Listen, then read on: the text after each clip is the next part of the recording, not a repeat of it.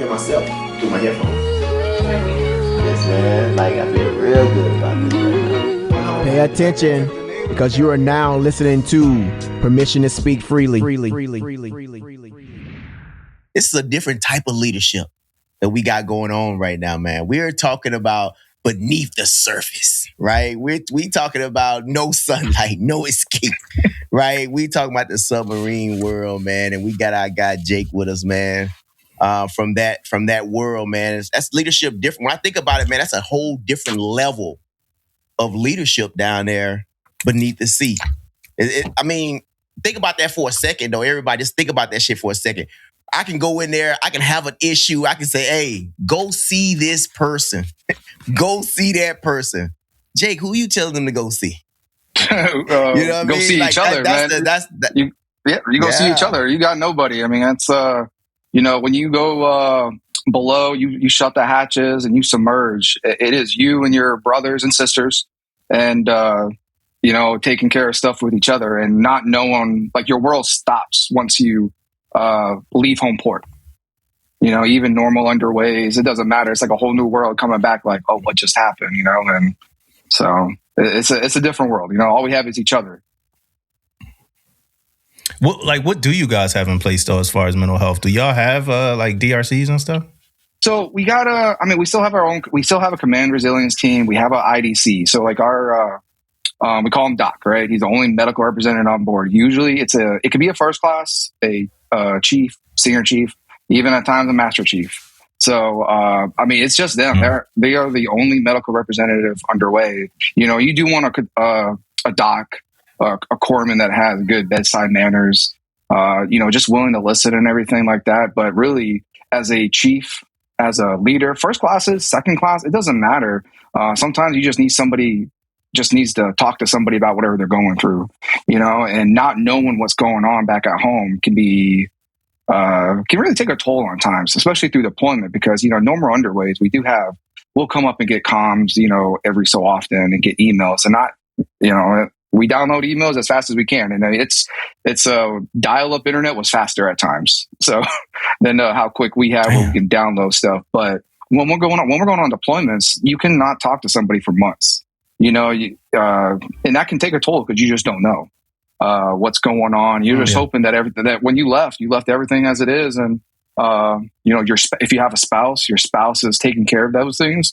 If you're single, you have, we always tell them somebody that you trust, like your mom, your dad, your brother, sister, somebody that you trust to take care of your finances or stuff like that, to look after, I wouldn't give anybody a bank account where you just tell them like somebody you trust, a power of attorney.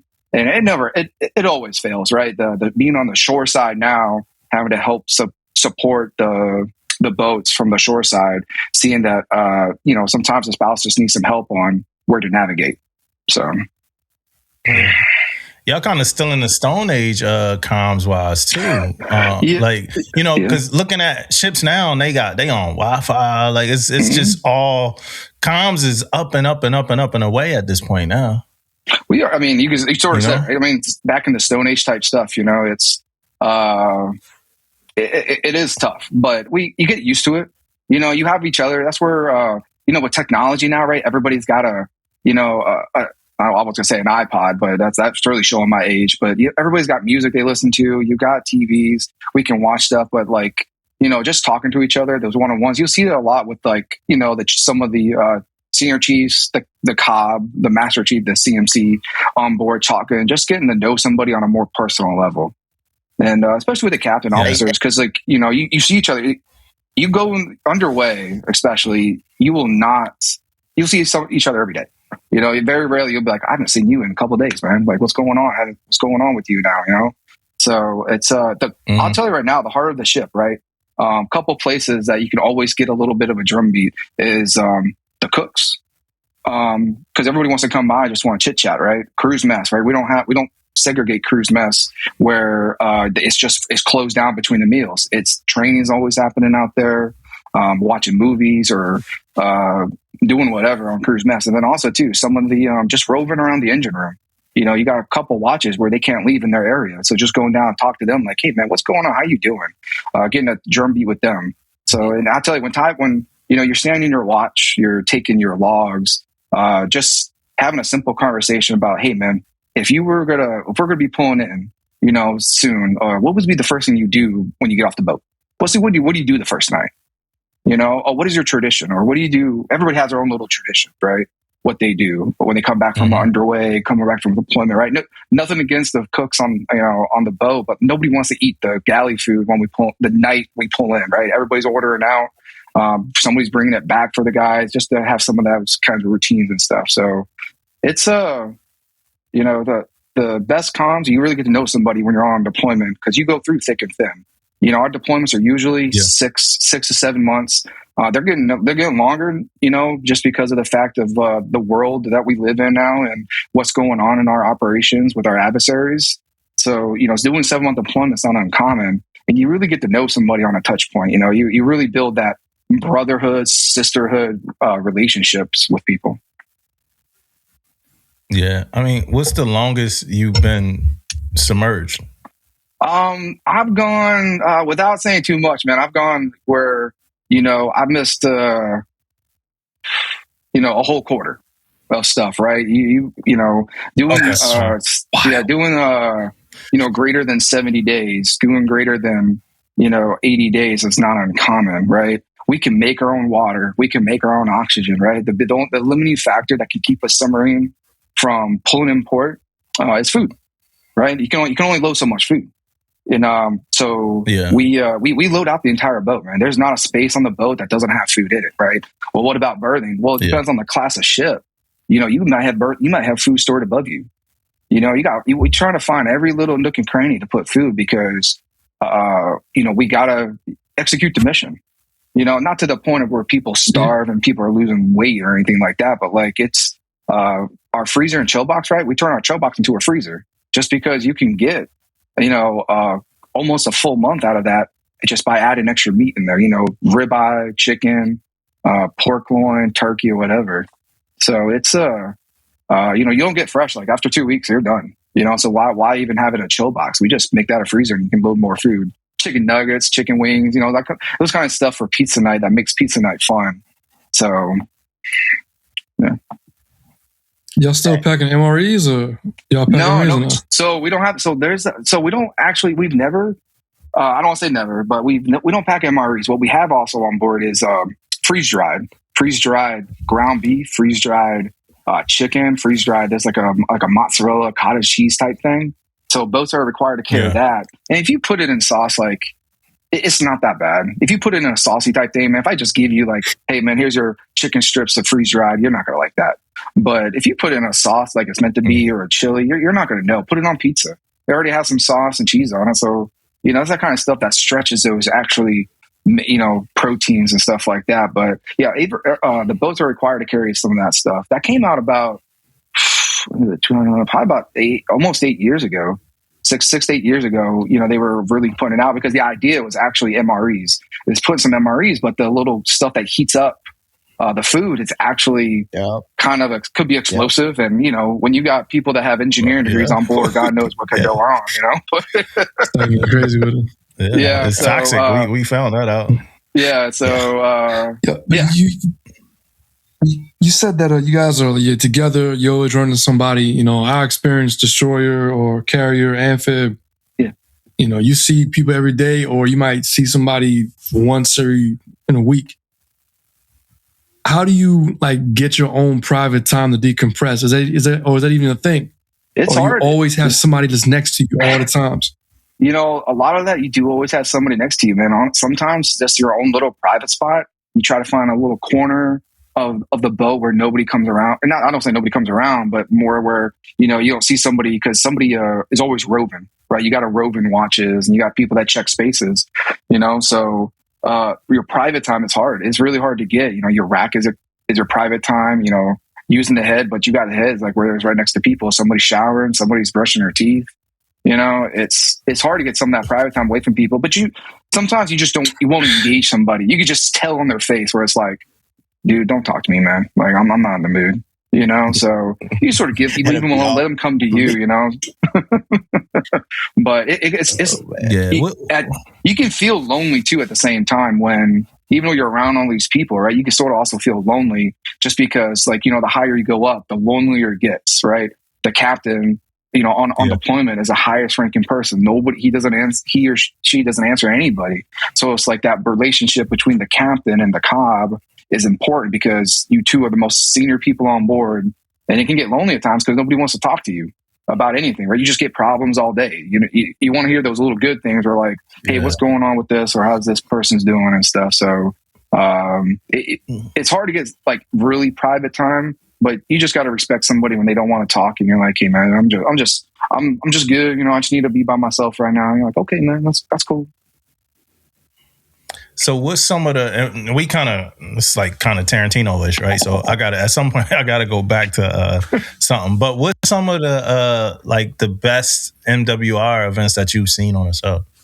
So it's hard to actually do MWR, right? It's all done by the crew, right? It's some of the stuff we try to have like a halfway night where people will auction off, like, we just try to raise money, stuff like that with like the wardroom will offer their seat. So you get a meal in the wardroom. You try to be like the captain for the day. You get to be the XO for the day. Somebody wants to be the cob of the day and stuff like that to help raise funds like that.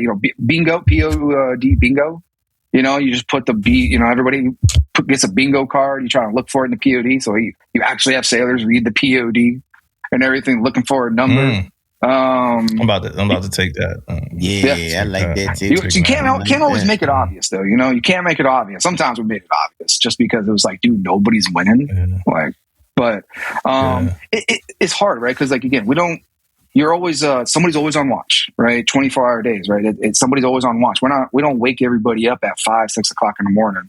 We used to be in 18-hour days. I think we've been doing it now for over a decade, where you're in a 24-hour day. So it's 8 hours of watch, 8 hours of off going, and 8 hours of sleeping. I put the quotations on sleeping because not everybody always gives 8 hours of sleeping. So we don't have those. Like the all hand times are just usually meant for drills when we're coming in and out of port, stuff like that. But we do try to take time to do some events like a halfway night if we can, just because of the missions that we do. We can't usually be loud. It's always about being silent and being, alone and unafraid.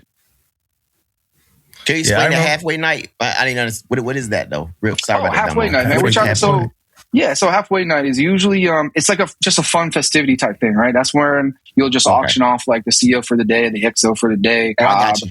Yeah, okay. And usually before we leave, the spouses or significant others, the ombudsman, family group, right? They'll make up halfway boxes. So they're like little goodies. We tell them don't put anything perishable in there because it's going to rot by the time they get it. Well, put a little something of home in there and everything. They can do it up.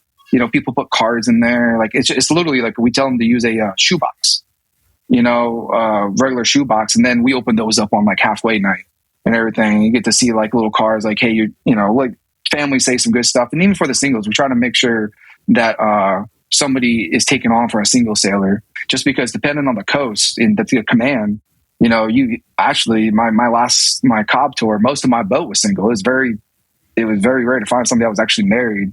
So just making sure those single guys don't feel left out of those kind of things when you get stuff. So, but the moms were fantastic. They were really involved. Yeah. Hey, for the people that's watching, Aaron got his dog with him, yo. What's your dog name, man? Bowser, man. He's the worst right now, man. Yeah. Hey, so, but like, we started, right? Like, it's like a soft intro type thing. But before we get too deep into it, no pun intended, right? I got a couple shout outs. Army. Shout out to the Army. Shout out to the Navy. Shout out to the Marines. Shout out to the Space Force. Shout out to the Coast Guard. Shout out to the Air Force. Shout out to the spouses, the kids, the contractors, government employees, active, retirees. Shout out to T. Shout out to Denise. Shout out to the Ombudsman. Shout out to Saul. Shout out to DRCs. Shout out to MFLAX. Shout out to Tyra. Shout out to NCIS. Shout out to Military Sea Lift Crew. And just everybody, right? We got, that was reserved for the Tyra episode that we didn't have. But like we got so many people that's listening to us. Somebody from Air Force hit me up recently like, yo, I'm not in the Navy, but I'm listening to y'all. Like we listen to y'all. So I just want to make sure we shout out. And if I miss somebody, y'all, let me know. But definitely shout out to the people, the NAE Award winners, right? And Jake, who is a CMC, was a CS. So I know NAE is a little bit, closer to your home territory than mine. But some subs won NAE Award as well. I'll be interested in how they prep for it. But shout out to the George H.W. Bush Carrier won NAE Award, man. Even though I was there for 10 months, y'all, I'm repping hard, man. So y'all got that NAE Award, man. So shout out to y'all, man. Yeah.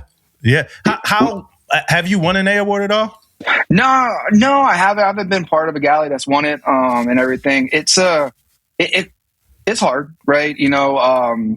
I think it's a great thing, right? Getting that trophy, being part of, recognized as like the best galley on the coast or whatever. So we actually, the Iowa, shout out to them. The message just came out for this past year, like you said about Bush, like they got the about the NAE and here on our coast out of Groton, the Iowa got it for this coast and for sub, and then I think I forgot the exact boat. I think it was the Mississippi, got it for the West Coast. Mississippi, yep. So it's great stuff like that, right? It's hard, right? We so that's one thing, right? We have our own we have our inspection that we get for to help certify us for deployment for the supply department. And then they look at that. They each squadron nominates a boat and everything. So then we get usually the inspector is a warrant officer from one of the Navy Food Manager teams. I don't know if that's what happened this time. I was part of the Navy Food Manager team before being a COB, and I knew the warrant that I'd had. He helped out with some of the inspections, but it's different because you get pulling a warrant officer that comes down on a submarine. Sometimes they're like maybe that's their first time or they haven't really been on a boat and everything, and just looking around, and it's just sometimes it's an eye opening for them, but it's a good prestige thing, right? I mean, just being part, for at least that year, you are the best galley, right? You're the top dog, and it should be recognized. Yeah, and we missed the Chief birthday, right? We ain't do an episode, so man, shout out to the Chiefs, man. Chief birthday passed. Did y'all do anything for the holiday, Easter? No, I don't know about you guys, but I kept it pretty low key. We don't do too much around here and everything. Big baseball fan. Last year we actually went to a baseball game on Easter, but this year it just didn't work out. So no, we just kept it simple, home and everything. So what about you guys? We went to Waffle House. That's what we do. Like every Sunday, just went to Waffle House, got some food. You know what I mean? Mad food everywhere, DMX. What'd you do, Dave? You did anything? Yeah, so that Saturday we had this craft show we went to on Saturday. So Ella was part of that. So we went out there and did that, sold some stuff. Then on Sunday we went out and did a little brunch thing, man, at one of the big time hotels down there in Lake something. I forgot the name of it, but it was pretty nice though. Hey, for the listeners, it's funny listening to men that's married or got kids or married with kids, because it's like, their decisions ain't just their own, man. Yeah. We went to a crab thing, man. Yeah, man. So, hey, on Friday, look, I was a bad sport because on Sunday, my wife did do some stuff for Amari. She laid some eggs out and stuff, but I was a little, I'm an introvert, y'all. So I was a little energy depleted because on Friday, I did an egg. I talked to Damon. I was I drove back to work at 2000 and planted a bunch of eggs around my command. And inside the eggs, it was Liberty, right? So it was a 72, a 48, and 10 24-hour Liberties in each egg. And I did 2 rounds of it. So the first one started at 5:30 because my sellers, they work pretty early, could do the funerals and different things. And then the second round of this was at 11, where I hid another 10. And they thought it was going to be easy. I guess they used to people hiding things at the command and it's easy to find. They don't know me. I had them things all over the place, right? They don't know me, man. They was trying to defamate my character. Don't lie on me. That's the definition of my character. Don't motherfucking defamate my character. They was trying to defamate my character, man. It ain't work.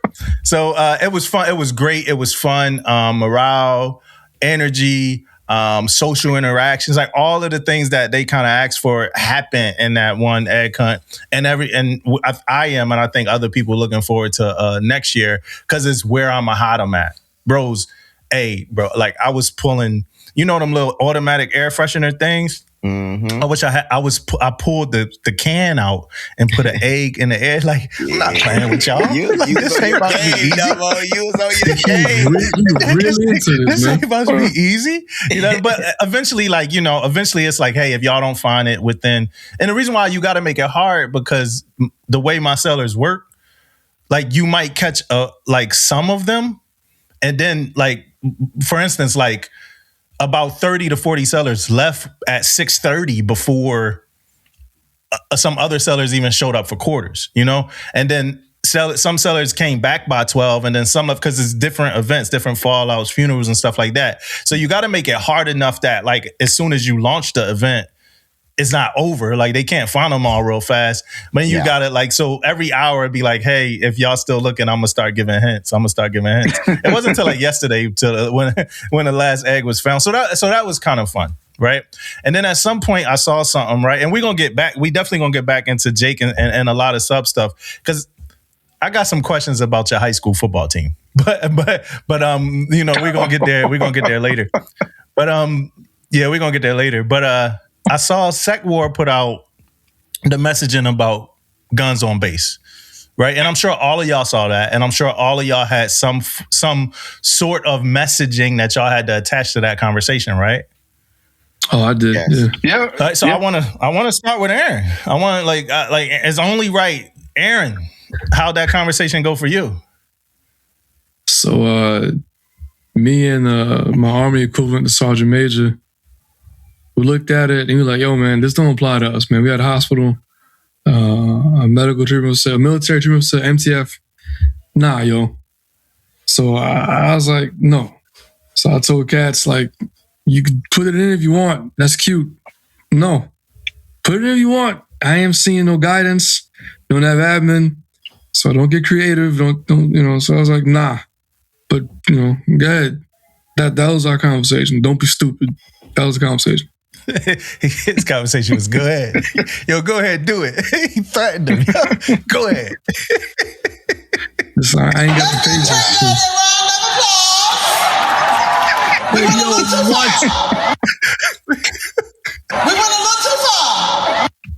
far. Don't even start. You can't go far if you don't start. That was us. What about you, Jake? So, you know, interesting, right? You know, some of the bases, right, they're pretty big, and you can actually hunt on them. In Grant, you can actually hunt deer with a bow. You know, so I know in some other bases, right, they allow so many passes. You know, they may limit to like a shotgun, or, you know, probably no high power rifle or just bow. But we actually had a good conversation, because, you know, nothing again. You want to carry, you know, there's laws and there's Second Amendment. You can get your license and all that great stuff, right? But like on base, right? What if there's an active shooter on base and you're like, I got my gun, I can help. But the MAs that are coming around, right? The MAs, the base security, you know, coming around looking for the active shooter. They don't know what the active shooter looks like, right? Because again, usually at first report, you don't know, right? And they come up upon you and you're carrying a gun. Are you the active shooter? You know, you're drawn, you're ready to help. They don't know that. So if anything, right? I mean, there's always been something available that you can route. I mean, you can route a request sheet for anything. You know, it most likely go get denied. But I think just like you said, right? I mean, the SecWar puts out guidance, great. But it's still got to get filtered down through SecNav, CNO, like, you know, go through all those channels and everything. But, you know, I'm on with Aaron. Go ahead, route it, see what happens. You know, and more likely go be no. But I'm coming from more to the other stance of like, do you really want to put yourself in a position where, God forbid, there's an active shooter and you're like, oh, I'm here to help, and now their guns are pointing at you because you're the one with the gun, and they don't know. Yeah, my conversation, it was two-part. It was, one, it doesn't, just from how SecWar described it, it doesn't look as easy as, hey, can I do this? And it's gonna get done. It looked like it looked like you need a reason, right? You need a valid reason. It gotta go up to the ICO. And we know why this is coming, right? Triad members have recently been threatened and their families and stuff like that, right? And then the second part of my messaging was just like what you just said, right? it's levels to it, right? So Instagram post from SecWar does not mean tomorrow we go route a chit, right? It's still got to go through the different secretaries of the different branches, their respective military branches, and then to CNO, and then some type of way to us through some form of that was pretty much. I went to all my companies and all of their quarters the very next day because we got a sealed suggestion box that night. Like, hey, what SecWar just put out? Can we route just to have guns? And I'm like, let me make sure we had this conversation ASAP. Yeah. Hey, for me, it was pretty. First off, before when I saw it, right, the initial theme, because SecWar had he had an example on there, right? Example. So when I listened to the example that he used, then I was thinking about how many examples that I had in my head that it can go south real quick.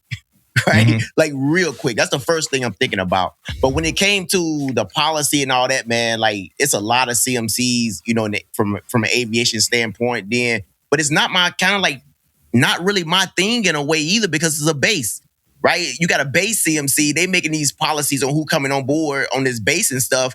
So the first thing happened in our CMC chat was, awaiting further guidance on this. Everything is the same, awaiting further guidance or whatever. So that's kind of the message that I had to push out to my team.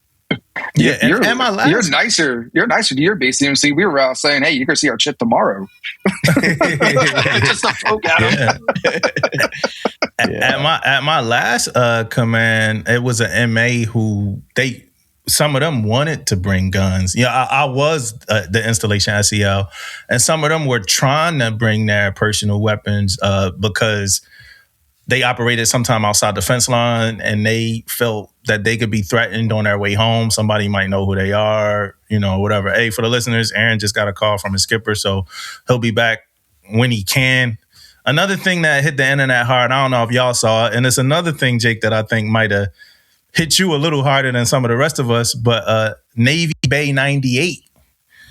You saw this statement? Navy Bay 98. Mm-hmm. She was not happy about that rack. Oh yeah, I did see it. I'm not always up. I mean, or maybe I'm showing my age, but I'm not always up to social media stuff or like whatever else going on. I try to catch up, but no, I don't even know. Like, not happy. It was a young sailor. It was a young sailor on video, and she was getting in the rack. It looked like she was on like a DDG or a cruiser or something like that. Yeah. And she was like, "This where they want me to sleep?" She's like, "I can't even breathe." And she got in her N-dubs, full uniform. And she's like, "I can't even breathe in this." And it got like shared by USA Today. And it's like, "Hey, Navy sailors can't even breathe in where they sleep." So, and a bunch of other of us were like, "Man, wait till you hit some good waves, man. That's the best sleep you ever go get in your life." Yeah. It was just like that conversation. The best sleep I ever get is underway on a submarine. I'm telling you, you get a nice little rock, especially on the surface if it's not too heavy seas. Because again, most of our time is submerged. But when you operate at periscope depth or when you're on the surface, you got a nice rock back and forth. Man, that's good sleep. Yeah. Now, let's get back into like you and your journey a little bit. I want to go before the Navy. When was it? And for the listeners, if we haven't said it already, right? Jake Green is a CMC. I guess it's interchangeable with Cobb, right? At this point, yeah, right? Chief of being a Cobb, right? I was still my rate when I passed my Cobb board and I was a serving Cobb. I was my rate, a CS, and then I picked up Master Chief. So I submitted for the Master Chief board. What is this? In 25. Well, I got picked up in 25 when the results came out. So. So then I, of course, changed my rate from CS course CMDCM. So when we go be a Cobb, we can wear the CMC patch, just like any other CMC. It's just that we were still our rate until either we put in a package or whatnot. So, but yeah. Okay. So CMC was a CS before, right? We kind of talked about this a little bit, but what was your, I'm going to use an Aaron word. What was your impetus to join the Navy? So that's funny. So my dad and a lot of my family, even on my mom's side, served in the Navy. I have a cousin that, he's like the black sheep. He joined the Air Force, but we don't talk about that.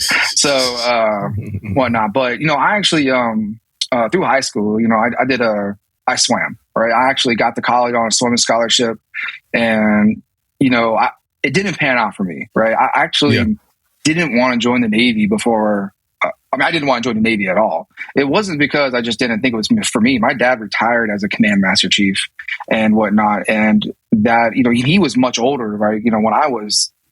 From growing up as a kid, I remember my dad as a senior chief, a master chief, and that was it.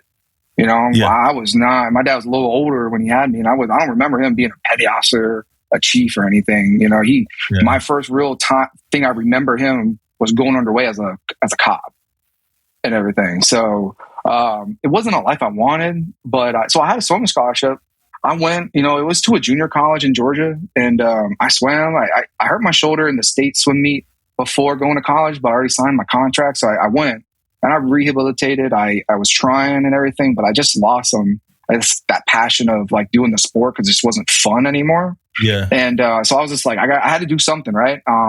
With my life. So it was either joining the Navy, or if I got accepted to the culinary program at the community college in my hometown, I probably wouldn't have joined the Navy.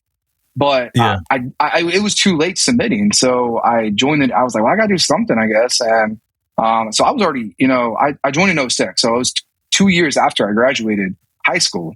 So I joined, and I knew I wanted to be a cook because I don't know, nothing else sounded interesting. But and I knew I wanted to be on submarines just because one, you get paid more. You get paid more. We get something. So I thought maybe you watched like Crimson Tide or something and was like, yo, no. I want to do this. No. So my neighbor, my neighbor a couple houses down, he was like a third class, second class. And, he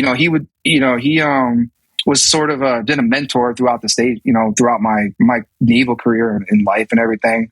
I saw him, how he did his job under, so he was a cook. So, but, I always wanted to help him out because I felt bad too, right? It was like, you go underways and just like simple stuff like, hey man, my wife needs some help just walking the dog. Can you walk the dog? Like, oh yeah, man, I'm here to help, So, but yeah, so, I guess the rest is history, man. Got in March of 2006, and now 20 years later, man, it's been a journey and everything. And I don't regret it, So I'm happy that I did it. I took it 4 years at a time because again, I met my wife. We've known each other for all our lives, but my wife and I, we got serious when I was in Best and everything. We got engaged. We had a longer engagement, but we took it every 4 years, man. And she's been with me every step of the way. Yeah. So you moved from Rhode Island, which I'm assuming you were in Rhode Island because Dad was stationed in Rhode Island. Actually, I grew up in Kings Bay. I was born up in Rhode Island. I grew up in Kings Bay, Georgia. Okay. At that base. Back my parents got a house in '89. My mom said, "I don't know why we're building a house. We're never going to live. We're not going to stay here longer than 3 years." It's 2026. They're still there. Yeah. So, so I didn't get a chance to.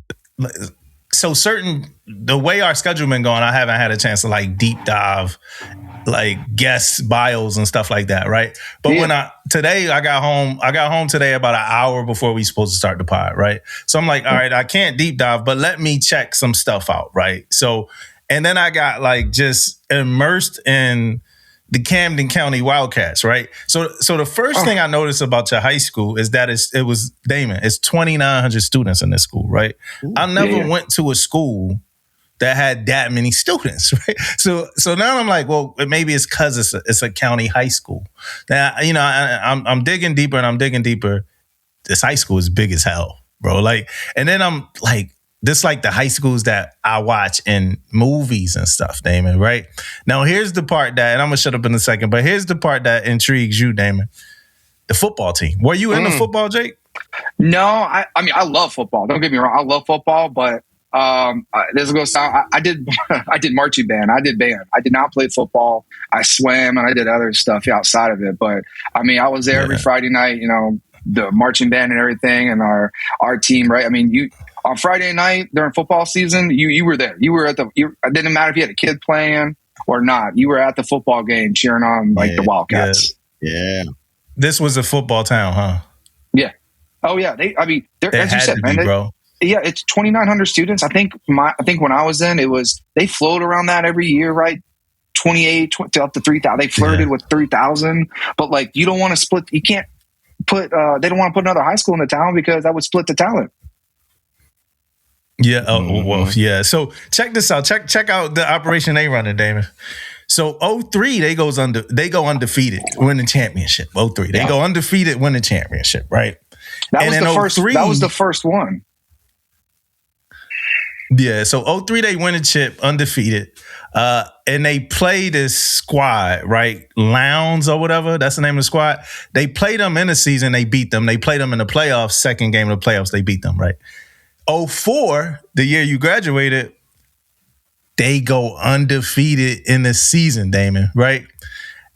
Listen, the first game is 12-10, right? Normal football shit. First game of the season, right? Yeah. I'm going to run through some of these. Second game of the season, they score 56. The opponent scores 14, right? And it's high school football, so it could get like John Madden sometimes. Next game, 58-0, shutout, right? They score next 3 games, 34, 38, 41. 2 of those games were shutouts. Another game, the opponent only scored 6. Next game, 41-0. Next game, 62-0. Next game, 59-14. The next game they played, 71-0. They went fucking around. They was busting asses out there. They played Bradwell, last game of the season, probably just chilling. It was a 14-12 game. They got a 9-0 shutout, a 21-0 shutout. Now it's the playoffs. 9-0 shutout, 21-0 shutout, 37-7 shutout. So that's 12 games, I think. 13 games. The last game they play, bro, the championship game against the number 2 seed that they beat 2 times last season, they got shut out by, bro. 0-30. They lost the championship to the team they beat last year. They came back and bust their ass, bro. Yeah, they did. My question is 2 things, Jake. 3 things. Do you remember this? Why did y'all lose that game? And how did it feel in town when y'all lost that game? So that season, right? So I already graduated in May of 2004 from high school. So that first year, 03. So, but I'll tell you, my friends, my brother, he was a sophomore. I mean, when you see that stuff, right? It's like, that was such a big year, right? That 03 football season was a huge thing, right? It was actually Camden County Wildcats versus Valdosta Wildcats during that championship game. So it was a battle of the Wildcats, and the Valdosta Wildcats, they were a big powerhouse team, and they've always been big name in Georgia. But that was a huge thing, right? Went undefeated and everything and whatnot. So like when coming into that year, there was a big core group that did graduate. But there were still good guys that came around. I mean, there were freshmen playing in a lot of those games that when they got blown out, right? I mean, the team was blown out, so they put the freshmen in, and they were still beating the teams. Yeah. But coming off of that, losing that last game, that was a heartbreaker for a lot of those seniors, because like you beat these guys already twice. Why? And then you get to the playoffs, right? It doesn't matter, right? You're in the playoffs. It's you're one and done, 0-0.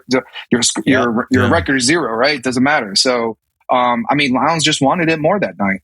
Nothing against the Wildcats or anything, and it was a heartbreaker because that could have been a chance to go back to back, especially against a team where we started playing harder teams my senior year, my junior year, because we had a new coach. I forgot when we got the new coach. It was either my freshman or sophomore year. They got a new coach, and he was a winning coach in Georgia. He was at a smaller, because again, we were at I think now they're like 7A. I think at the time they were like 5A, just because of the size of the school and whatnot. So the coach came from a smaller school, but came to us, but he had that winning mentality. He had a style of offense that was just good. And it was tailored around, the players and everything. But, it was weird. The coach left and came back. They won a couple more championships. He left. Yeah, he played. Yeah. Since 04. Yeah, he's back. He left a couple years back, the coach that was winning for us and everything. And but football's big, man. It's a big, everybody's into it. I'm on some of the social pages just to for the town and seeing some stuff. It's still crazy. I haven't been back in years for a Friday night game and everything, but and whatnot. But it's cool, man. I mean, there was there was so many talks with the football stadium about putting in like a end zone seats and everything, like to wrap it around and connect it. But you can fit up to 10,000 people, 8 to 10,000 people on a Friday night game. It's crazy. Yeah, I feel like it's crazy. Yeah, bro, it's a big. You gotta look at this, Damon. Even like the swimming pool and all that. I feel like the travesty for the Wildcats that year was that y'all did not play Lowndes in the regular season at all, like to get a chance to see them, and they was just getting ready for y'all. Right, they just getting ready for y'all. I feel like if y'all would have saw them that year, y'all would have at least got a sense of like what y'all were dealing with, and probably would have won that game. But they shut them out 30-0. But yeah, so that was just something I was looking at. I don't want to defer too much to the high school sports stuff. But now in the transition, you go from a 2,900 person school, what I'm assuming like a bunch of resources, just all of that to a sub. Right. So, and then at some point you're going on your first deployment on a sub. So what's that life transition going from a place that's open and big and a whole bunch of people there to somewhere that's small, confined, and oh, by the way, you're going to be out at sea for 2-3 months at a time, however long. Yeah. I mean, it was tough. When I got to my first boat, that's a really funny story how I got to my first boat. And I thought for the longest time that's how people got detailed how I got there. But from when I showed up to my first boat till we deployed, it was about a year. We had many underways leading up to that for all the workups for deployment going into it. But like when we were getting ready for deployment, and my wife, we were engaged right, before I deployed. It was just different, right? I mean, technology was different.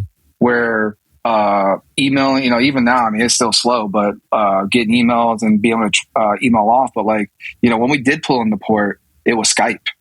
We didn't have no, or using phone calls, calling cards to call home on stuff like that. And it was expensive. Wi-Fi with a cell phone, that was hard to find overseas. So just preparing it mentally, getting into it and just learning. I mean, it doesn't really, I guess it's hard to prepare for. You just, unless you've done it for, the underways, you've done time, you've done deployments and building up for it. Just because your first deployment, you don't realize how important what you do is until pretty much afterwards you come home, where you get that big welcome home, or like, the captain tells you like, hey guys, telling his crew like, hey, we've done well. This is the stuff we've done means something. And most of the time we can't even talk about it. So with other people, or with our spouses, or with the world and everything. So sometimes it's hard. It can get lost if like what you did is important. So you sort of got to keep being that cheerleader for the crew. Like, hey, what we're doing is important. This is why we're out here and stuff like that. But it's hard to prep unless you've done it for many times. Like being as a COB and prepping for a boat, doing a different deployment that I've never done before was just hard in nature because based on the time that I showed up. But it was more about we got there. Now, how do we sustain working, without a day off for 90 days at a time or 180 days, right? Even when you pull in the port, right, you still have people that have to stay on duty. You get a day off. That's cool. That's great. Here you go. Here's 2 days off. That's great. But we still have people that got to stay on duty and you go underway. You don't really have a day off underway. And that part, nobody can teach you for it, So. Yeah. Hey, I got something for you, man. Like, it's more of like a technology thing for me, man. I'm thinking like on surface ships right now, man. They're walking around, FaceTiming, in the P-ways and things like that, right?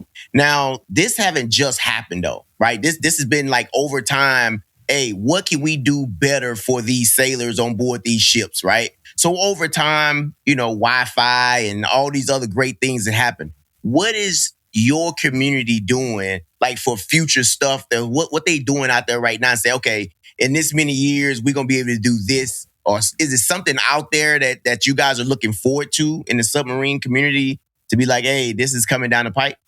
I mean, for quality of life like that, I mean, we can't have Wi-Fi, be able to pull up, in our mission set. We just can't, we have to remain silent. We have to remain undetectable. So like, I will tell you, when we pull in the port, sometimes just having Wi-Fi, like foreign ports, right? in the bases we pull into, just having Wi-Fi on the pier.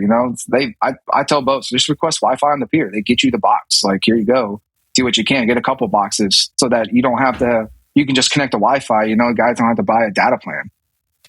Stuff like that. Yeah. But Hey, Jake, I don't want to just put it on like the Wi-Fi thing. Is anything else though that you guys got coming? Yeah. Anything else? Like, I mean, just like with any, our recent admiral that our submarine force admiral, he's been making a lot of, I think, good headway in the sense of we're actually like this. This is not just really more the quality of life, but just even the mentality, right? Our being combat ready and just being surge ready, like, at a point like, hey, I want to be able to get this boat underway, doing the work.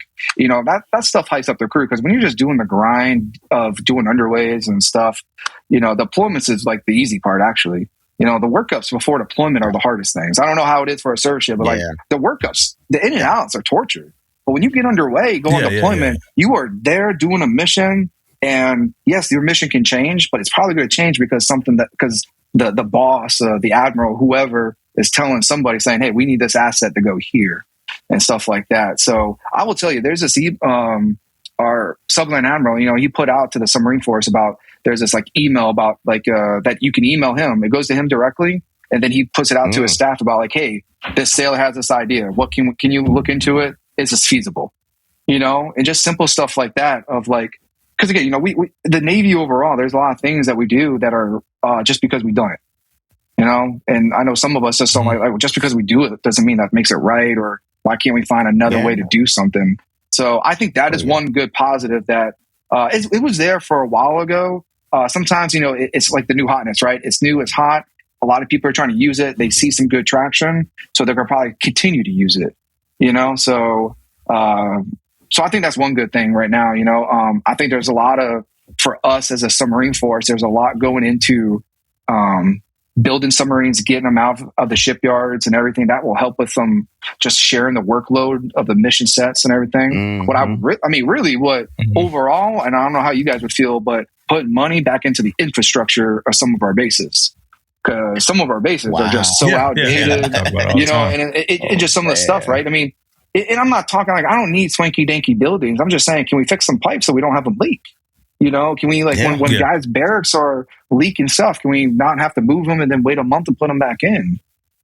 So I mean, realistically, that's what I would love to see for back to the submarine force, but realistically back to the Navy. Those infrastructure stuff, because I was in San Diego at Point Loma.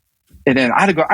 Point Loma, going over 32nd Street is easy, easy on the weekends, not easy during the work week. But I went over there to pick up a train going to a Padres game. And I saw these hey, I asked somebody the next week at work, I was like, hey, are all of these barracks that are out here and everything? And they're like, yeah, it's like a college campus.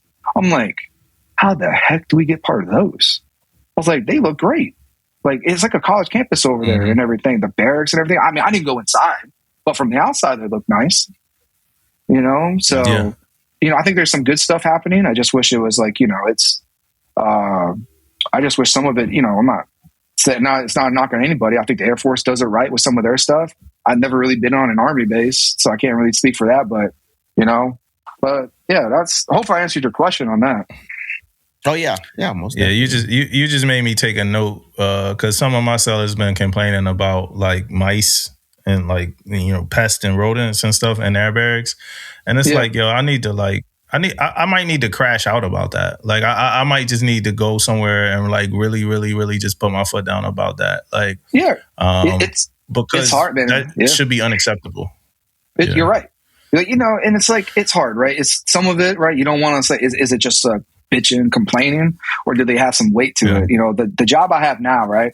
I get a lot of the we call them, they're T-dippers, right? They're to me temporary because of medical related, mental health related, physical related, sometimes legal, right?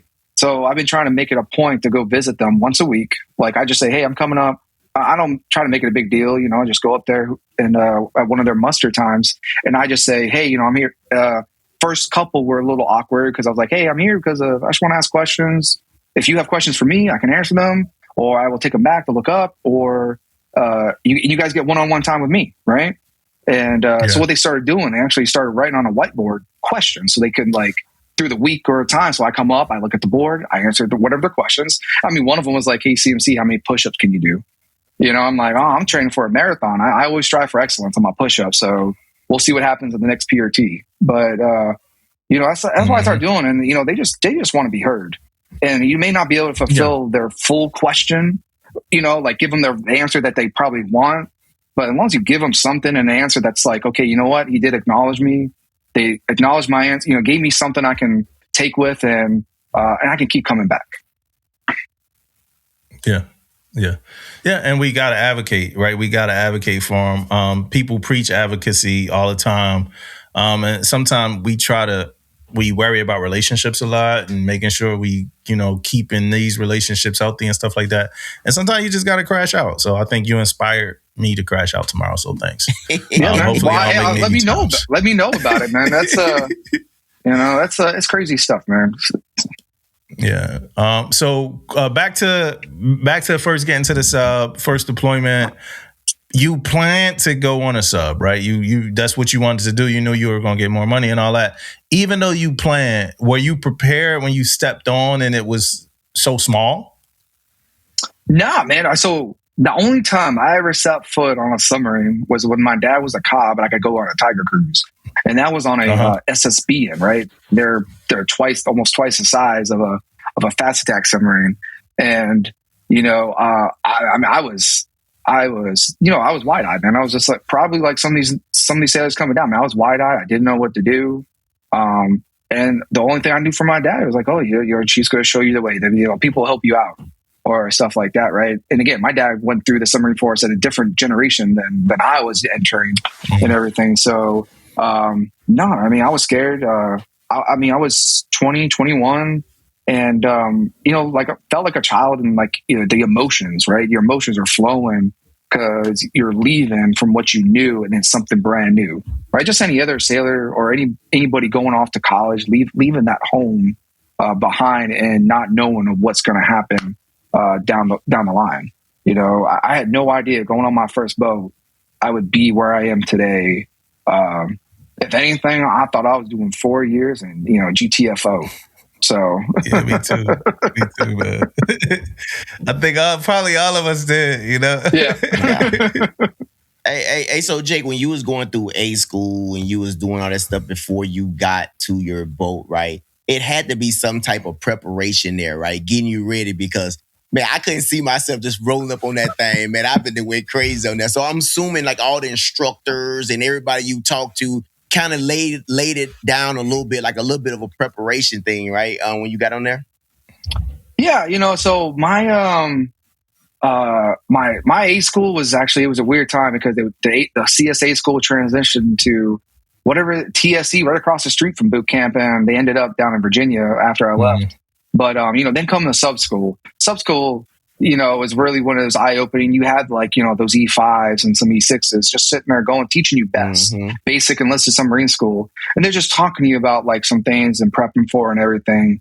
And I really didn't talk to my dad just because of the fact that that was his time. You know, my dad, you know, that was his time. You know, I ask him questions and he'll always answer them. But, you know, they prepped, you know, they talk about what life would be. And you do see, of course, being on the base, right? Sub school and is on ground, and you got the waterfront, but you really you see some of them, you get to interact with them, but it was really those, you know, the best instructors do a good job when I went through about just talking about the boat and like, hey, this is what life could be like, you know, this stuff like that. And I'll tell you, when you get down to your boat and I think we always joke about those first 72 hours or that 72-hour video. But there's always something to be said about the first 72 hours, like taking them, showing them some things, right? But I think the hardest thing is like, you know, it's real, right? The Navy, the branch or the service you're going to, air, surface, sub, whatever, you know, it's not real until you checked in. And now you're really got that command ball cap. You're part of the crew. You get like either introduced in front of the crew or whatever. You get your first set of qualifiers. You're like, holy crap! Everything they told me about is actually not here, and now I got to do it. And I think some of that going back to my Cobb tour and coming and now is like, wow, like some of that is lost because either, you know, you see sailors take it and they run with it, and you see some that are really have a hard time, that struggle. and those are your 10%ers because they take 90% of your time. So, yeah. Well, I can tell you a quick story about how I got to my first boat. It was interesting, and I really thought this is how people get detailed. So I graduated ace. I graduated best, and I didn't have orders to go to a boat. So they put us in a waiting class up, transient division, whatever. So for about a week and a half, 2 weeks, I was just mustering. I was just like, I go stand watching a building with a clipboard and go check this door, make sure they're locked. So then one morning it was like, hey, we're at morning muster. Like, hey, where are my cooks at? 8 of us raised our hand. And they're like, okay, stay after. And this petty officer, first class, was like, all right, hey, there's this boat on the waterfront. They need some cook help. All right, you two. You guys want to go down now? It's me and another guy. Like, we'll go down now. So as he says that, a white van pulls up and just yells, hey, these are my cooks? And they're like, yeah, they're right here. And I'm like, oh, what's going on? Right? And I swear, this drive is not long, but it felt like the longest drive of your life. The guy is just talking to us. Yeah. It was a chief talking to us like, hey, man, we're going down to a boat. You guys need to go to help them out. And I think it was something with Nay. I know we talked about it earlier about Nay, but I think it was something for like that, prepping them for an inspection and this stuff. And and I'm just like, oh man, this sounds so cool. Well, whatever. So we get down there, chief handshake, like I knew what they do. I was like, okay, whatever. And they're like, hey, this now chief, he just pawned us off to another chief on a boat. And we're like, okay, cool. Like, hey, you're going to be here to help us out. Right. I'm like, okay, cool. Sounds great. They introduced us to the cooks. They're like, one's missing. He's like, we think he's UA. We don't know. We got to go find him. And I'm like, oh my, I'm just like, this is great. This is nuts. So fast forward a couple more weeks, we're getting ready to go underway. And they're like, hey, you guys, like, what are you guys doing? I'm like, oh, we're just, staying watching the building. Like, you guys want to go underway? We're like, oh, that sounds great. All right, I'll take care of it. Okay, cool. Sounds great. So we show up the day of the underway with our sea bag. They told us what to pack, right? We're like, hey, here's your sea bag or whatever. We go underway. And they're like, hey, you guys don't have orders or anything yet to a boat or anything? We're like, nah, we're good. We're like, okay, cool. Sounds great. Cool. We get back from this month underway. My first underway was a month. We did some cool stuff. We actually anchored off in Annapolis. It was cool. We went to a football game. We had it was a good time. It was a good underway. We got back. I had a note on my rack that said, go see the barracks petty officer. And I was like, uh-oh. All right. I'm going down. I smell like amine. It's like a smell that it just, because it's, it's fake air. It turns your white shirt yellow, So I'm just there and I'm just like, hey, petty officer, blah, blah, blah. Seaman Recruit Green here. Cause I was an E1.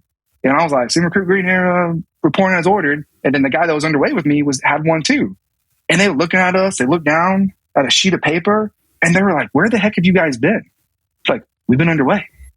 The chief told us to go underway. It's like, we were about to stop y'all's pay. I was like, damn. Like, what? Like, we thought we're just eating nothing here. We're just trying to do right. Deserted. The next day, chief's like, hey guys, welcome aboard to USS Annapolis. You guys are now officially here. I never saw a set of orders. I was never told anything. Next thing I knew, I had a qual card. I was delinquent and I had to get qualified. So for the longest time, I thought you just go pick up sailors if you need them. I'm a chief on the boat. I didn't grind. I'm like, hey, you guys, they were talking, somebody was complaining about sailors not having them. I'm like, y'all, we can just go to sub school and go get some. And they were like, you serious? Yeah, right, I'm like, that's what happened to me, and I'm like, yeah. But so I when you tell people don't get picked up in a white van, that was me. I did it. I got picked up in a white van. Yeah.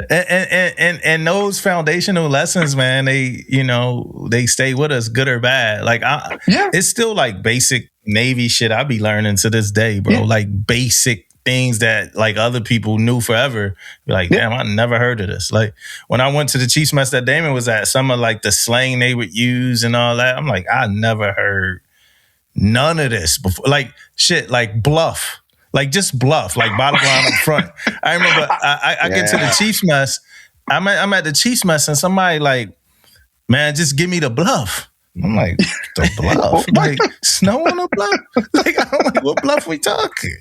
Like, and it took me a minute. So I think the first time I was like, then the next time, so one time he said it, I had to go to somebody else like, yo, and it's Angelo. I was like, yo, Angelo, keep talking about the bluff. What are you talking about? And they was like, it's the bottom line up front. And I was like, oh, okay, all right, cool. But I was a chief, bro. I was a cob. I didn't know what bluff was. I sit down to my XO. XO was like, why does the captain keep saying, give me the bluff? I'm like, I don't know what the bluff is. What does that mean? They're like, bottom line up front. I'm like, okay, what do you mean? Like, what do you want? Like, just tell them bottom line up front. Oh, okay.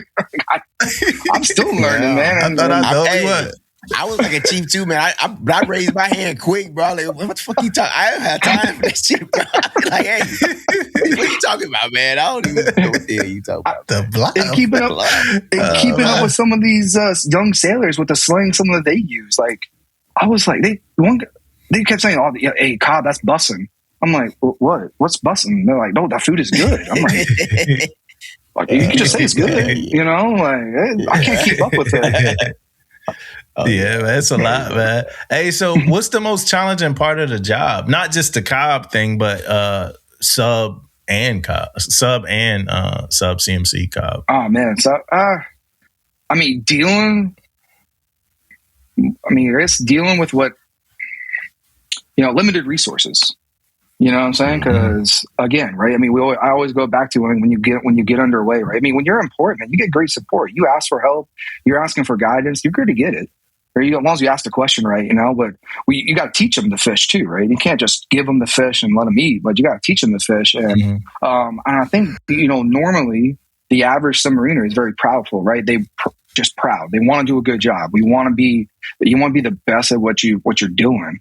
So, but in your knowledge, right? I think some sailors, again, this is where, you always have those great sailors that are going to take that and just run with it, right? You give them one tasking and they're going to do it and they're going to do a great job. And then you bring along those other sailors that just takes a little bit. And we don't just, and I think generally no chief just gives up on a sailor and just, they keep, bringing them along, keeping them trying and like just working towards, because, DC, I'll tell you right now on a submarine, right? DC is a big thing, right? I gotta be able to trust you with my life when I'm in the rack sleeping and the casualty goes down, that you can save me. We're going to get up when the collision alarm, the general alarm goes off, whatever casualty it is. But I need you to stand the watch and trust you to stand the watch so that you can save my life. Going through the submarine qualifications, right? Because every submariner has to qualify in submarines. It is a requirement. If you cannot do that, you can get removed from the submarine service. So, but going through that, you're not the biggest thing, right? You learn a little bit about each system. Even the cook, right? They have to learn a little bit about a nuke system. You have to learn a little bit about the fire control system, right? But DC is a thing, right? I don't care that you're a brand new seaman on board. If you are standing a watch, you have to understand the damage control of that watch. What was your responsibility? And then when you're wearing fish, if I'm in a casualty and I'm looking around and it's just basic DC stuff, I should be able to find any submarine dolphin wearing sailor and be like, I know you know what to do. I'm going to go put you there. Now, does that play a part with somebody who's not qualified? No, every sailor plays a part, but you do look at that, like qualified in submarine. You look at that, you're like, I know that sailor knows what to do. So, and you wear the fish with pride. It's been a requirement. It's been a requirement for us to do that. And I think the biggest thing is that, having that proudness of wearing them and earning them, sometimes it can get lost, right? It's not just a cookie cutter, like, here you go. Now it's your turn. Like, no, you have to work hard for that. Yeah, man. I remember, going to a school, man, and we had some submariners in there, man, and they had the dolphin zone, and the conversation went about which one was harder, man, the Eastwas or the Dolphins, man, and they was, man, I thought we was about to go to blows in there talking about which one was harder. But yeah, back to that though, man. They was very passionate about the Dolphins, man. So what makes that qualification, that pen so complicated? Like, I know like Eastwas the same way. We had to know a little bit about all the systems and things like that. But man, it seemed like them guys started talking about them Dolphins, man. It seemed like it was a little crazy. It can be, man. The DC stuff, right? Usually you start off your COD. They've always tweaked it every so many years. You do this. Now they separated it in two things, but like, your basic enlisted, your basic submarine card is mostly is all DC stuff. Then you go to your submarine card and it's all about the systems and stuff, right? And, for me, when certain watch stations, if you're qualified, can give out certain checkouts. We have on the Virginia class, we got pilot that can give out a lot of the checkouts. You have engine watch supervisor that is in the engine room that can sign out a lot of stuff too. And you got a whole bunch of other watches on the boat that if you're qualified to watch, you can give out certain checkouts. And, I always try to keep it the same, because it's your submarine card. So I should be able to treat them. It doesn't matter what your rate is, whether you're an LS or you're a nuke mechanic. If you're coming to me for a checkout, you're going to get asked the same questions, because then it's just fair across the board. It doesn't matter what it is, because it's a submarine qual card. So that means it's for everybody. It's not like, well, I'm going to ask you harder questions because this is your actual job. I need to make sure. Like, no, that's why you have your supplementary cards, your watch station cards for the torpedo room, or your watch station card for the machinery room, so it can get tough, man. I mean, the average person, man, you get 12 months. And do some people take the full 12 months? No, some people can get through it. Like, okay, cool, they can do it in 90 days. So do they actually retain the knowledge that you need to know, right? You should be able to ask any submariner a pretty basic questions, right? I can still draw. I mean, it ain't gonna be perfect, but I can still draw some, because I've been on 2 different classes of submarines, and I can probably draw, or explain it better than in my drawing and everything. Because that's the one thing, just having an understanding of it. Like, if you can't draw it, because again, we have to draw everything out for the checkout, and when you go to a board, you have to draw a lot of things. But if your drawing's not great, but you can explain the crap out of it, I'll give you a thumbs up. You're good to go, man. So. Yeah. So I got 2 questions. My first question is a clarification on a word, because people say it 2 different ways. Right. Some people say submariner and some people say submariner. I was recently told it's submariner. That's how you say it, but it was from some submariners. But I've always told it was submariner. So which one is it? So I'll tell you right this, right? Man, somebody used to tell me, it's one, your tomato. I'll never correct anybody on what it is. I'll just say it like this. I am not a submariner. I'm not below a mariner. You know what I'm saying? Like below a mariner. So submariner, I'm never going to correct somebody. But actually, I think I had an admiral or some 06 tell me one time, because I think it was like same conversation. They're like, I'm not below a mariner. I'm not a submariner. I'm a submariner. Okay. You know what I'm saying? Like the Rolex, right? I always be saying submariner too. I always say that. I'm glad to. Yeah, people, and it's been one of them things. But the other thing is the DC piece that you talked about, and I remember this, right? And this kind of how I kind of realized DC is different on a sub, because we review Crimson Tide, man. We watch Crimson Tide. We reviewed this back when we used to review movies. And Denzel was the XO in that movie, right? He was the XO. Yep. And he was responding to a small fire or something on the ship. And he was responding. And I remember me and Damon, right? Because we would do the reality check. So I'm on there hey, because we review military movies on this podcast. I'm on there ain't no XO doing all that. In the casualty, and somebody from subs that I know was like, nah, homie, XO is doing all that in the casualty. I was like, my bad. So that's how I knew that y'all are a little different. Yeah, no, the XO is a man in charge at any casualty. It doesn't matter how big, how small. He or she is initially the man in charge on the scene, right? They get there, right? They get called away. The XO goes there. Because again, the XO, second in command, one of the more, the second most knowledgeable or most senior officer on board, right? So he always responds initially to the casualty. Now he will get relieved at some point, which usually we try to shoot for a chief or another officer, right? A dolphin wearing officer. Nothing against a non-dolphin wearing officer, but usually somebody like a chief or somebody that's wearing dolphins, that's an officer to relieve the XO and whatnot, to come forward to brief the captain, get recharged. If it's a fire, to get recharged the SCBA and go back in the fight and everything, or just give the brief to the captain, that one-on-one, like, okay, yes, sir, here, this is, and it can move on. So, yeah, I'll tell you, Crimson Tide is a good movie, but I don't know if you've seen Down Periscope. A lot of us will always say that's the movie that can get, when Gerald Butler came out with Hunter Killer, some stuff like that is, infatuated for movies, but some of the lingo, how they talk, and whatnot. You see the role of the Cobb in that too. and everything. So it's good, and you can never go wrong with Hunt for Red October, stuff like that. But I just tell people, Hunter Killer for what it was. Some of it was like, infatuated, but some of the stuff was cool. It shows that class of submarine in a certain way. And the SEAL at the end, the SEAL's like, I can't get in this tin can. I cannot expect some of the SEALs I run across are like, I can't do what you guys do. I'm like, dude, you're the one who gets shot at. Like, what do you mean? Like, you can't come in a submarine? Like, I can't I'm claustrophobic. Yeah. I'm like, what? Yeah, it's tough, man. I tell you what, I saw a battleship, man, and it depicted DDG life exactly how DDG life is, man. Nothing was different. So proudest moment on a sub. Ah, man, that's hard.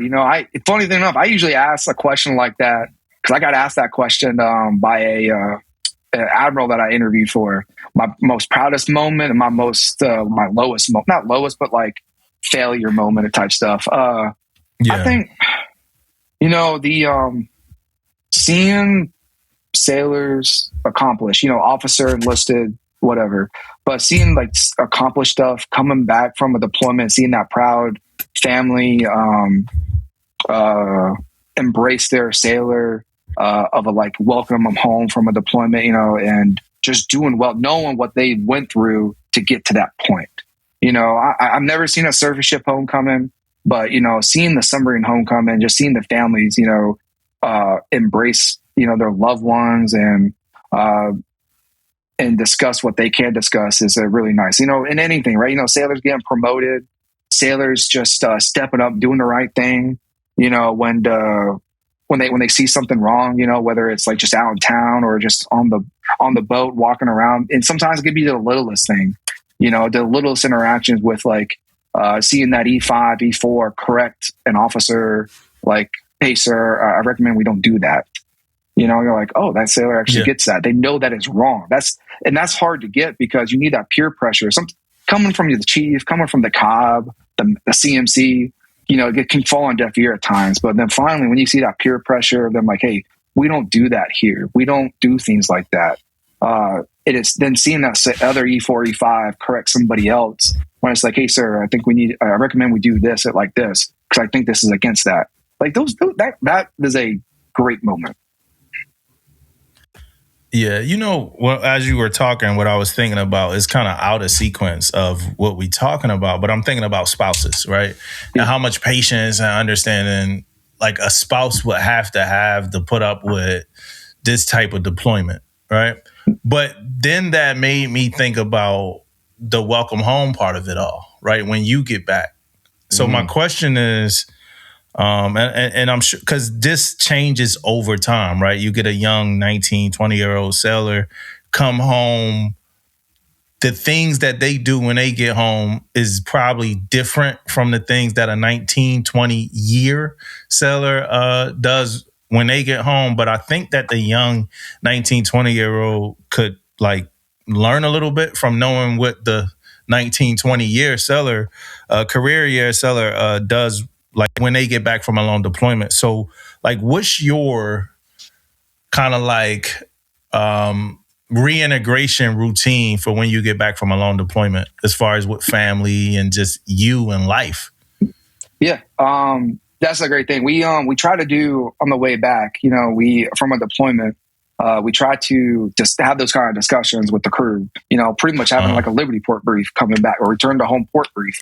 And we just talk about things like, hey, this is some integration. This is how things could, how it could feel, don't get upset with your spouse. Don't do this. Try not to do that. Take time for yourself, right? Listen, don't always have to you don't have to go do these things. So like for me, coming back, so like I'm going to specifically talk to my last deployment as a COB, because that one, coming back from every deployment has been different. But this one, I geo-bashed my COB tour. I was out of San Diego, so I did a Westpac deployment. It was 7 months, and so my wife and kids had to fly out for that. So this was July of 23. So they flew out for that, having to deal with that and everything coming out. So we had to find a place to, we found an Airbnb in San Diego. We got there. So, you get off the boat, you get that big, embrace, that rush of feelings. I mean, it's almost like being a newlywed again. and we've been married this year. So at that time it was 15 years. So, but we, that I feel like a newlywed in the kids, right? My kids are, they're at the time, they're turning 12 and 10. They were 12 and 10. So they knew that I was gone. They knew what the reason was. So they understood why I was gone and everything. But, so I got, we did all that embrace. We went home, we got something to eat. And now we're going into the Airbnb. My wife knows this, for 20 minutes, I was left alone. I needed to be left alone. I was in silence. I took a shower. I still smelled like the boat a little bit, get out of my uniform because we were in our summer whites. And I was just left alone for about 20, 30 minutes. And that's just for me to decompress and just sit there in quiet, like that alone time where now I actually can get away from everybody and everything. And then I engaged her, then we just started doing those things of hey, what do you want to do? What was your plan? Because now they've been doing their thing, so I am now the one to get interrupted. So you still have that honeymoon phase for a little bit, but then once you're home for a couple weeks, in a row, you start, little things this, little things that, and you're trying not to step on toes. And that's hard to learn, even at that time, it was, we were married 15 years, 2 kids. That's still not easy. They've been doing their thing, and I'm the one coming in for those. The single sailors has it just as hard or harder, just because they're going home to an empty room, or they're leaving their brothers and sisters that they spent all this time with, and they're like, okay, now I'm alone. This is good, but then I want to go out and do something with them. So just those the reintegration part, just sitting down and having those discussions coming back home. Hey, I'm going to try my best. Please don't be short with me. Please don't be upset. I may say certain things and act a certain way. Please, and I won't be upset with you, but please ask, hey, I can do that. I'm not trying to do it. I'm not trying to tell you I want to help you out because I don't think you can't do it. I'm just, now I can. I want to help you. So, it gets you can get a little fight, get a little upset with each other, but it's upset because it's you both are trying to come from a place of care. I want to help out, but we've been doing this a certain way. So, and the kids, they fall into place, over time and everything. But we did have a problem. A couple of sailors. You always run into it from a deployment. Sailors come home, boyfriend, girlfriend breaks up with them. They go on a downward slope. You're trying to tell them it's not the end of the world. But to them it is, because they're coming off of this high and then they hit an immediate low because now they're by themselves and, somebody broke up with them. So you still gotta, it's hard to teach, and we always, somebody on board has a story of somebody, that's a negative, that is, they either took their life or they put themselves in a position where they did something wrong, that you had to hold them accountable, DUIs, urinalysis stuff. So you try to tell sailors don't make stupid decisions, but some of it you just can't prevent. So, but and one of the things you said was they've been doing it, right? They've been doing it without you. So I got to hold down the spouses for a second. And admittedly, we're all men, so I'm going to use the example of a man with a lady, right? One of the other things that mom's been doing was disciplining the kids without you for X amount of months, right? So you try to come home Daddy Chango, and you want to jump off the top rope. And, hey, oh, you heard what your mom just said? And she's we've been disciplining them this way for X amount of time. You can't come back, big bad wolf dad, and try to hurry up. Now you grabbing him up by his collar because he ain't listening to you the first time you said something. But, so that's another thing that I know bothers the spouses a little bit too, because I'm married to a lady and she has friends that's married to service members, and she tells me that hey, dad, his dad came home and grabbed him up quick. Yoked him up. we had a system. Aaron, we can't see you, man. I didn't even know you were there. Oh, can you see me now? No. Mm-mm. Well, damn, technical difficulties. You can hear me though. Aaron came out like the voice of God, man. I know. He been there the whole time, too. He been there the whole time. We ain't even seen him, man. I was going to talk about him behind his back, man. Oh, man. So you made me think about food, and I got to ask this question too about food, because I always thought sub food was good, and it probably was from somebody that was on a sub, and who everybody on everything says everywhere they are, the food is the best, right? Until they're there, and then they say the food suck while they're there. But so I always thought sub food was good. But you telling me about things that's like freeze dried and all that, that's making me think that the food on subs ain't that good. Well, the food is good.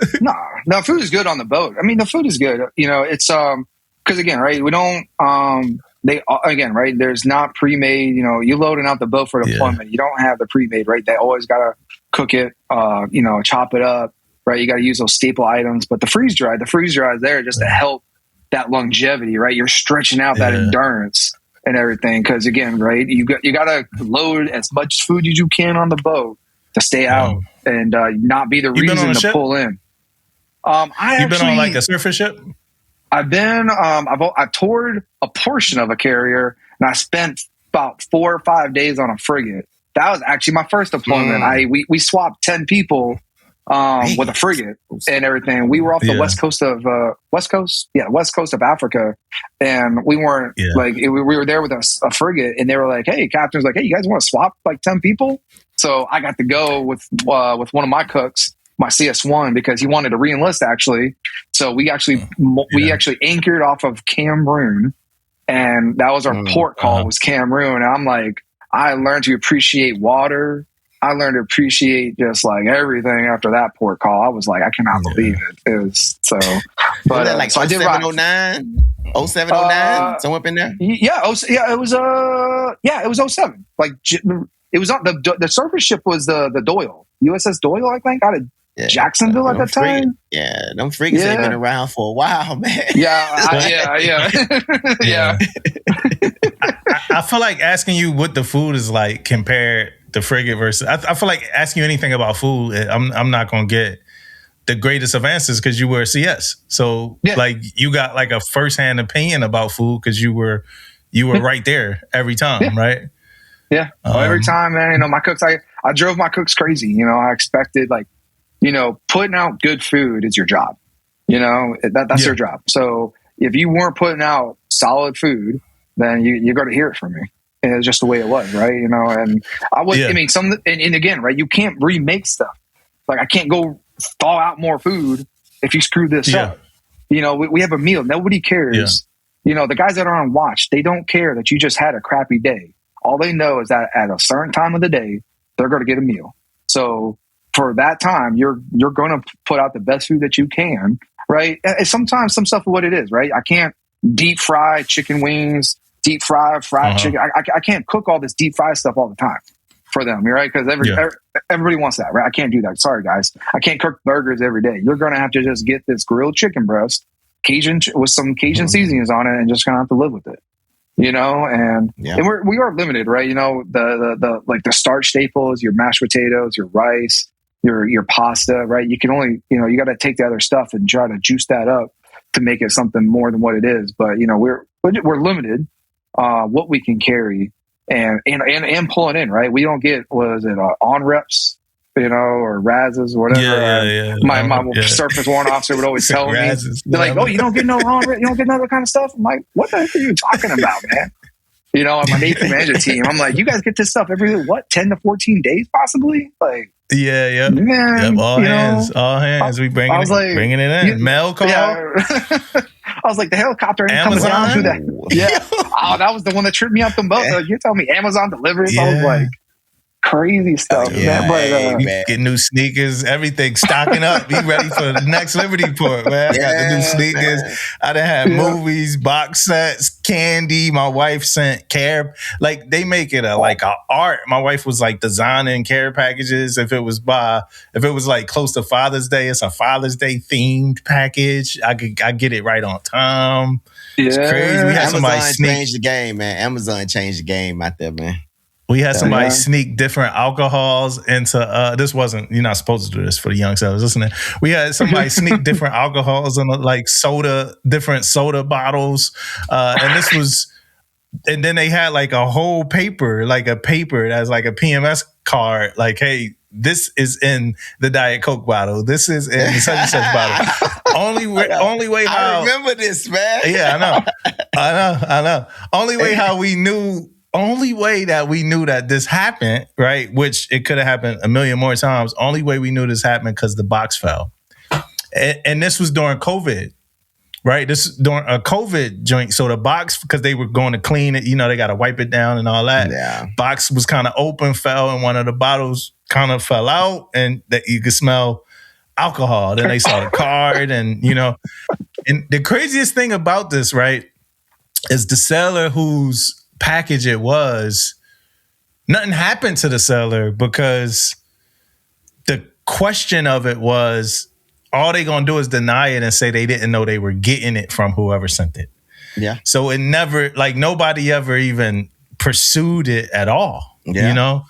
But yeah, so basically I say all that to say, yes, you could get mail and deliveries throughout the deployment on a surface ship. And it's fun. It's an all hands event. We all out there, all hands on deck, passing mail, food, and snacks all throughout the ship. And we get our fuel. That's an evolution in itself, right?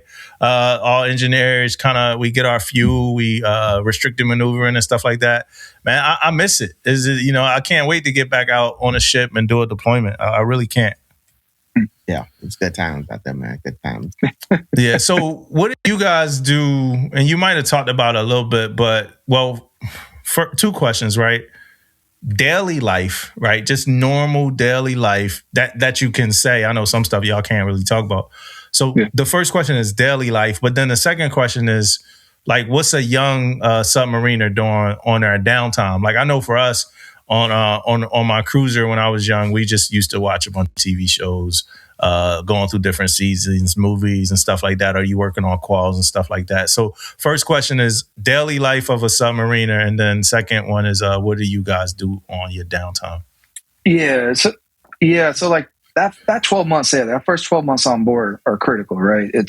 You're getting everything, you're getting your qual cards, you're getting, adapting to a new way of life.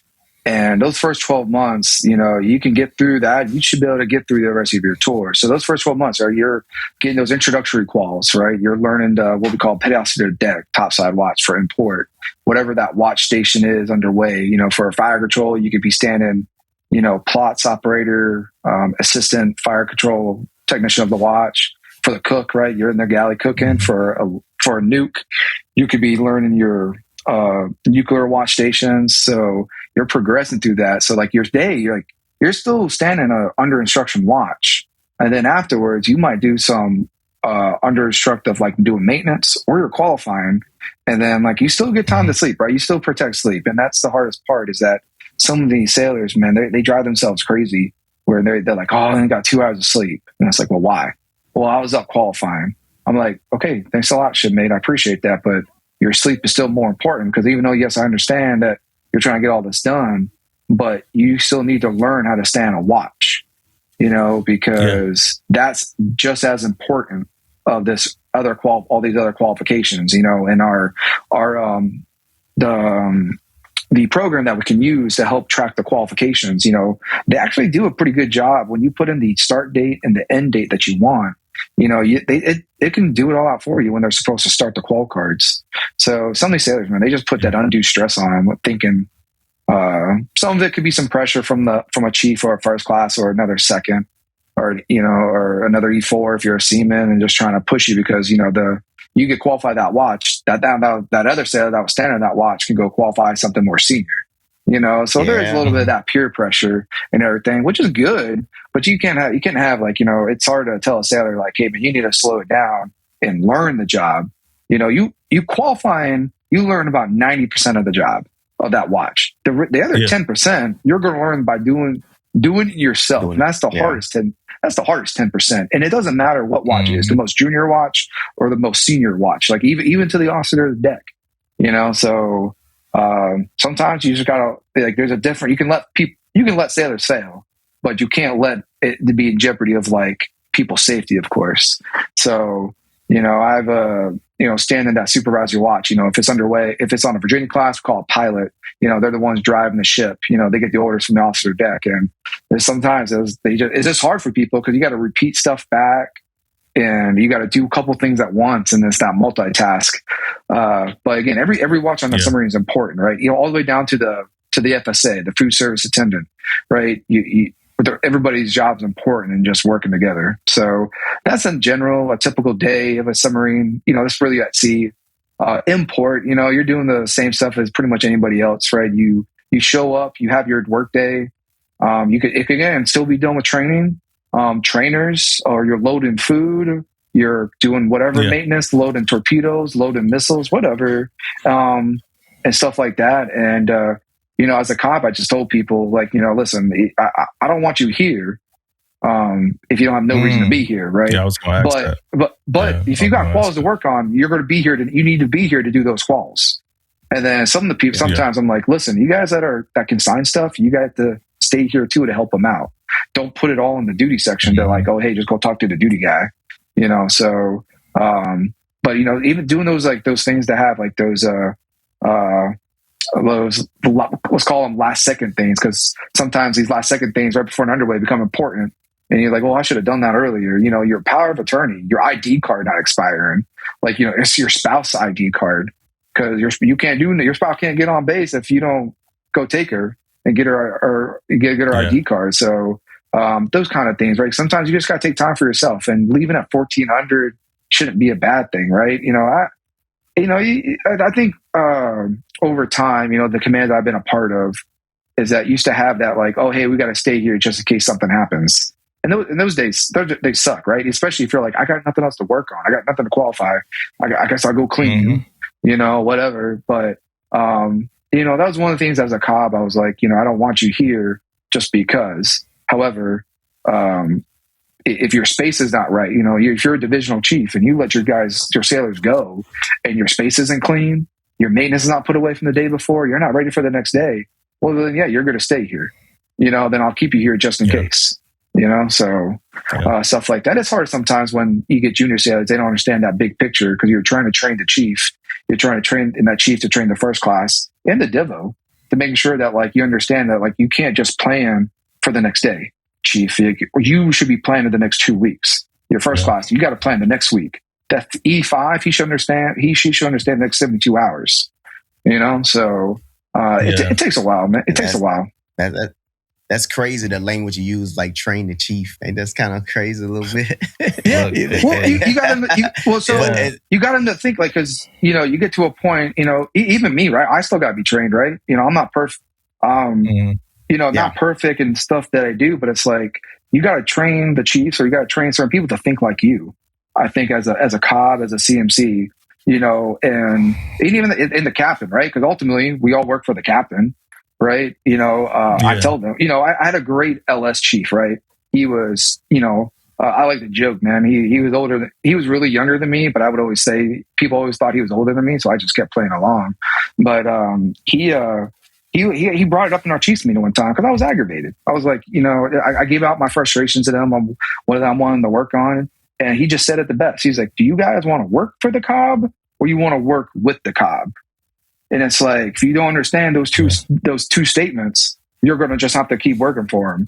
And because ultimately, right, as a CMC, as a COB, you're just there trying to execute the captain's vision to the best of your ability. So, and that's what it is, right? And I would always play devil's advocate. I tell Chief Strike, hey, Cobb, this is what I'm going to do. Sounds great, Chief. Okay, what about this? What about this? Hey, have you really thought about doing other things? I'm not mechanically inclined here. I mean, like you guys said, I was a cook, but I can ask these questions. I stood duty chief, right? I stood my underway watches in the supervisory level and tried to learn everybody's job a little bit. And it's like, hey, man, I'm just sitting here trying to poke holes in your plan. I'm playing devil's advocate because if you can answer the questions that I have, it's going to make it a lot easier when you go brief the duty officer or the captain. And it takes a long time for some people to understand that.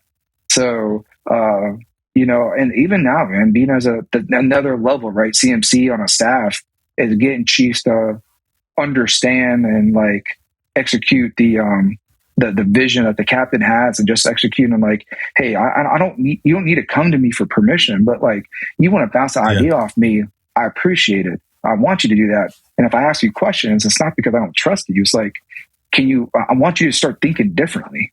You know, I think we still do it. I still ask questions off people. Like, I'm like, hey, what'd you think of this? Because sitting alone in that office or sitting alone at a computer at times is like, you think crazy stuff. And I ask questions also. I ask questions because I don't want to be the like I want to empower too, though. You know what I mean? I don't want to be the one that's up there like a dictator and that's all this and this is how we gonna do it. No, what you think, right? And once you give me those type of answers, then we can bounce them off each other and see what makes sense. You know, and sometimes my shit be like, oh shit, I ain't think of that. You know what I mean? And then I'll be, oh shit, I'm glad I did have this conversation. So all that stuff works, man.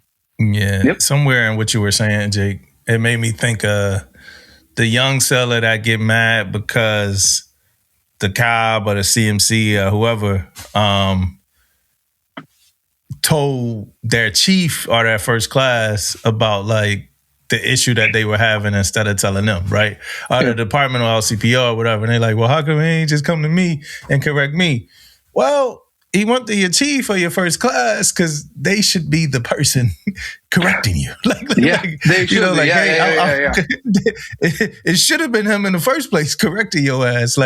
But instead, you know, now when they go, and this ain't everybody, but now when they go on and correcting you, it's like, hey, DLCPO said, the CMC said, the COB said, like, no, I said that to you. Because your sailor was not doing the right thing or not in the right uniform. So I said that to you. You should have been said that. You know what I mean? So now when you do go make that correction, don't put my name in it. Exactly, right? It's like, that's at the damn XO. Right, pull that. It says that damn XO effect. And I told people, I was like, y'all gonna just say damn COB, you know. And again, right, you get that.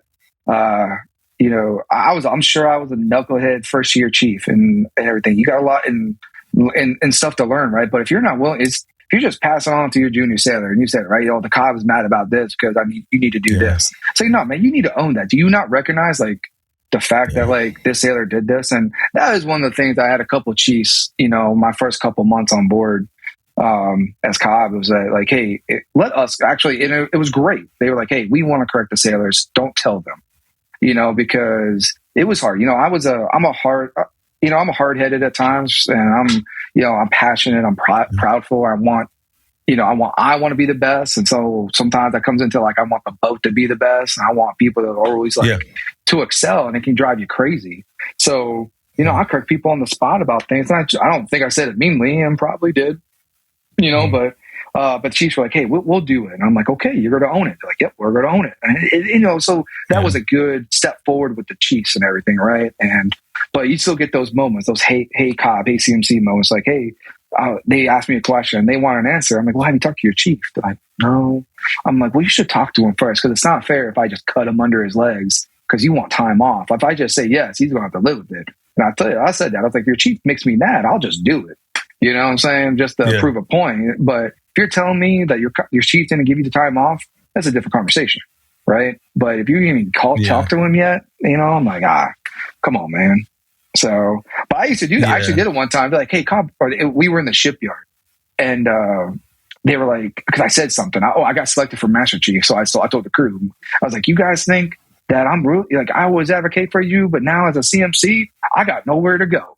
I'm at the pinnacle of my career. I am not making McPawn anytime soon. So I was just like, you can ask me anything. One guy was like, hey, CMC, can I get 24 hours? I said, sure enough, shipmate, go for it.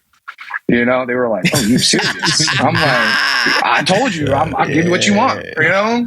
Then I had one guy like, nobody came up to you after, like, hey. Not afterwards.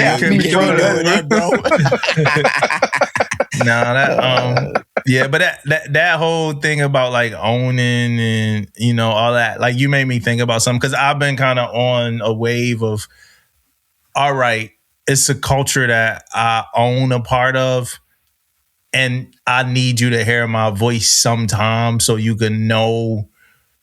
So you can know my voice in this culture. But really the real goal is to get your team to speak, your voice, right? So you just kind of helped me a little bit in that, because I've now been like, hey, but we only, it's 246 of us. We only got 26 E5 and senior, and then 220 E4. But I've recently been like, yo, tell them come to my office. Like tell them, like, I'm gonna set the tone in this conversation. Like, I want you to know exactly how the triad feels right now. And not really Skipper, but just how we feel about, you know, this thing. I want to do it, but you're right. You know, so, you know, my new goal is this. Hey, Chief, we need to be on the same page, and you need to translate this in your own way to your seller, so, like, you know, this could happen. It's just that sometimes when people crap out on that, like, sometimes, and it don't matter where you are in, like, on the totem pole, right? You could be a CMC, a cop, you could be a chief, but when people tend to crap out so much, then you want to take matters into your own hands. Like, yo, I know how to do this, right? And I'm not justifying it, right? But it's just the natural thing that you want to do. Like, I could get a seller to stop. You know, you ever been like, like, yo, y'all can't get these sellers to go to these medical appointments? Like y'all can't. You know, I can. I bet I can. I can. Yeah. You know, and it's like, you know, and the big test for us, right, in our seats, is to find a way to inspire and cultivate that type of spirit through your leadership. And it's a big test because this is a voluntary seat first, right? So that means it comes with a give a shit factor, right? Yep. So you have some, like, bit of care that the normal general person just doesn't have anyway, right? Yep. And me personally think that people care a little bit less more recently than before, right? So then you get into these, you know, you just get into these scenarios where you got to motivate leaders, right? And I don't want us to go off on a deep end in that one, but that's, you know, that's one right there. We'll be here all night talking about that. Yeah, that's one right there. So technology on a sub, right? Yeah. I know it's things you can't talk about, but what's the most important thing on a sub that you can talk about? The most important piece of equipment? I mean, it may sound cliche, but I mean, the people, right? I mean, the operators, the people on the boat, right? I mean, are the biggest thing, right? You know, the equipment will always get replaced. It will always be there. You know, you can't, if it breaks, you may have the part on board, you may not. But, you know, training the people on board that we train, and there's some of the sailors that are coming in. I mean, they're natural, you know, the average sailor coming in today, I feel a lot smarter than when I was coming into the Navy, right? Because these sailors are coming in today, right? They've had a cell phone, an iPhone in their hand, or a Galaxy, whatever phone you have, for pretty much their entire life, you know? Mm-hmm. So, you know, I say that's really the biggest thing, right? I mean, the parts, the components that make up the sub, right? That's just all empty hull inside if there's not good people willing to serve, right? You know, volunteer again, right? I mean, we all volunteered to join the Navy, but then you got to volunteer again just to join the submarine force and go through the extra physical, medical clearance and everything, and to be on board. So it's like, I think it gets lost on some sailors nowadays, right? That like I talked about earlier, like that being proud, right? Just, you know, we're in a big transition now where, you know, I was in high school when 9/11 happened, right? So coming into the Navy in 2006, it was a big, you know, you still had a lot of hoo-yah people from 9/11, right? And as we go further, I mean, shit, 9/11 is in their history books now. So that hoo-yah stuff of like being just proud to serve your country, in a way, I don't care if you serve your country for 4 years or 24 years, right? You serve your country, and I should have some respect with that, right? And people that are doing that, and I think that's what's lost here on some of it is and whatnot, because no matter what, we're going to send ships, submarines, planes on deployments, but that is going to be a struggle if we don't have the people inside just acknowledging, like, you know, having enough people, not just people, but enough people to do that job and being proud of doing it. Now, I think there are some sailors out there that are very proud, right? They are proud to do their job and stand up. But, you know, those people that that may weaponize, health related stuff. Because that stuff, how to get out of the service is, you can find that stuff on any social media platform or internet, and it's sad, and because they did sign up, so they wanted to be a part of something bigger than what they were, and putting on that uniform, that U.S. Navy, U.S. Air Force, U.S. Army uniform should mean something. Coast Guard, Space Force, that should mean something. And you should be proud to do it. And if you're not proud to do that, I don't want you in my Navy. I don't want you in my service, because I put that uniform every day and I know what it means to me and the family that has served, my family that served that in the military. And I'm like really proud of it, so yeah, that's another rabbit hole, man. Like, because it makes me, it made me think about like clubs, right? And not necessarily physical clubs, like any type of club, but like I just upon entry, the one that was harder to get into is the one you going, and it's really, really a simple thing, and y'all could disagree with, if y'all want, but like clubs upon entry, the harder one to get into is the one you're going to be most proud of on day one when you get in there, right? The easier entry, the least satisfaction you got for like the journey or whatever, if it's just super easy again. If you had to go through like the ringer to get into a place or something, I think you appreciate it a little bit more, and you're gonna do a little bit more with what you have, right? If we gonna throw you 30,000 and all you had to do was get like a 14 on your, on your test, whatever. It's like, I could have did this overnight. You know what I mean? Yeah. Like, this was easy. I'm in, y'all. Yeah. Like, where my 30,000 at? And I never really thought about that. I talked about that because, hey, the more the merrier. But like, man, I'm good. My armed forces qualification test, it was a 6C, man. You know what I mean? Like, where the money at? Meanwhile, if it was like, nah, man, like, no, you got to get this, and like, it's boom, it's elite. You can't. Then it's like, damn, I'm somewhere now that it's going to take me a while to, like some of those fraternities that like they go through hell, and I don't mean to put nobody through hell, but some of them go through hell, just to get into the door. Yeah. So, that's a whole nother thing when it comes to pride. Because nobody should be. I was talking to one of my sellers today, and he was talking about the trainees. Yeah, because, when they finish training and they disgruntled and they hate the place. And I'm like, how do they hate the place when they finish training? like, what the hell happened in the 3 months that they were training? You know what I mean? Yeah. Well, as soon as they get out of training, they meet us and we all say we hate it, so they hate it too. You know what I mean? It's that peer pressure, It's like peer pressure. And that's the one thing, man. It's like that E4 or that seaman that has only been on board 12 months sometimes has more of an impact than that chief, than that COB, that CMC. And it's like, man, we're just not disgruntled. Yeah, I'm disgruntled in my own way, but I'm not going to show it to you all the time. So, but I think it's, I do agree with you, man. Like, something that's easy, it's not, you don't get that same reward. And I didn't get any bonus when I signed up. I've never gotten a enlistment bonus, re-enlistment bonus. I know a lot of people, they just did it for the love of the game, and I think that could be something that's been lost on some of the sailors, right? Nowadays, they want something for nothing. Acknowledge me. I'm not rewarded enough, or I'm not recognized enough. I'm like, you did your job today. That's good enough, right? Some of that stuff, right? Yeah, and I challenge, and they say they want us to get away from like acting like a corporation or whatever like that.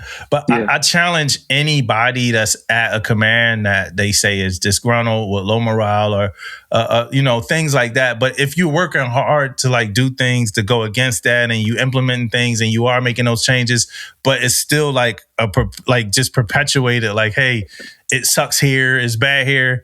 You got to throw that shit on the big screen sometime, right? You got to, like, how different companies, here's our third quarter numbers, right? They can be like, man, those are our third quarter. Like, because as long as people think that it sucks, people are going to think that it sucks, right? You have to, we were just talking about this at like our DOX debrief. I'm like, we got to go say like, hey, you guys said that we had a problem with this. So we initiated this, and this.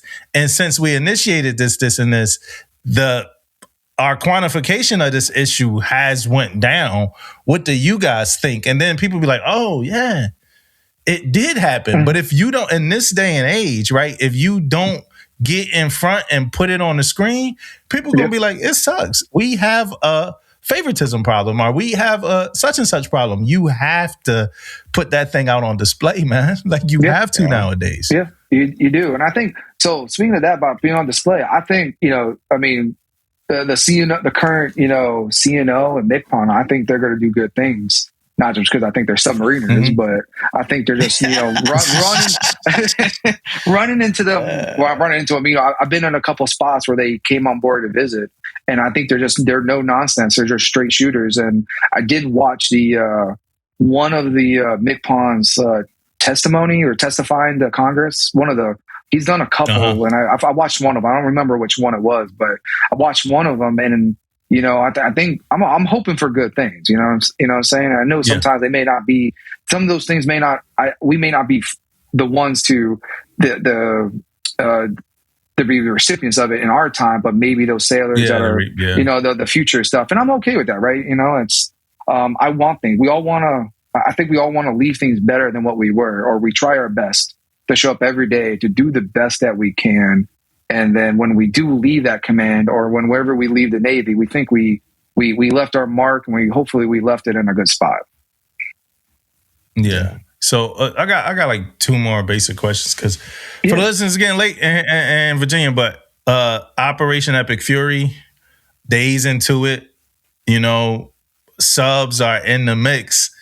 How did that feel? Just seeing that. I'll tell you, we've been talking about, not just when I say we, our appointed leaders, right, for however many years. We've always been talking about Iran. I think Operation Epic Fury came swiftly. I think the stuff that's happening out there is good, and I think that every part of the Navy's is showing a good force, showing that our training, and we are able to execute that training and execute that call when needed to, right? I mean, we got carriers. What is it? The Ford or whatever carrier. You got service ships out there. Maybe there's subs out there. Maybe there's not. Doing the stuff and executing the mission. And it's great to see, right? And I think we are in a mindset shift, right, with some of our leaders that have changed out in some of our areas that in the Navy, that are changing that mindset of like, we've always been sort of on the defense, right?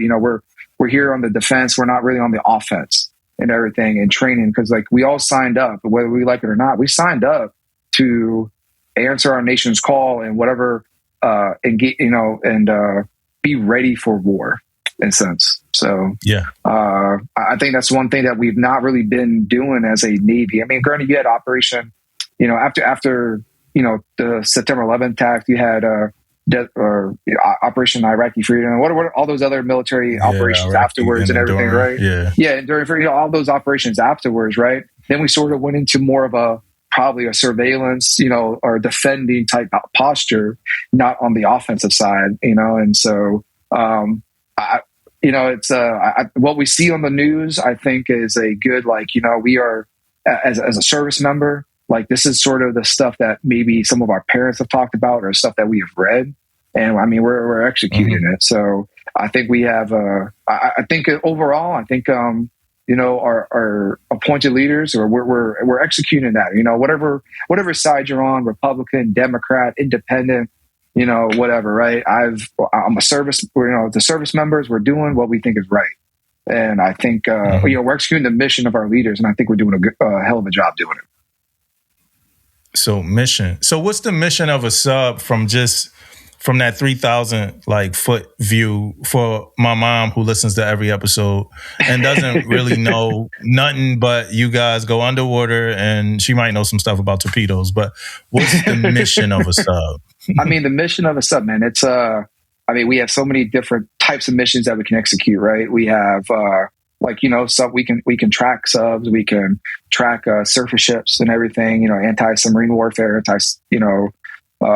surface ship warfare. We can track stuff. We can get, intelligence. It's unlimited, right? I mean, we can operate with special forces on board and everything. So, I mean, we can get to areas undetected where surface ships can't.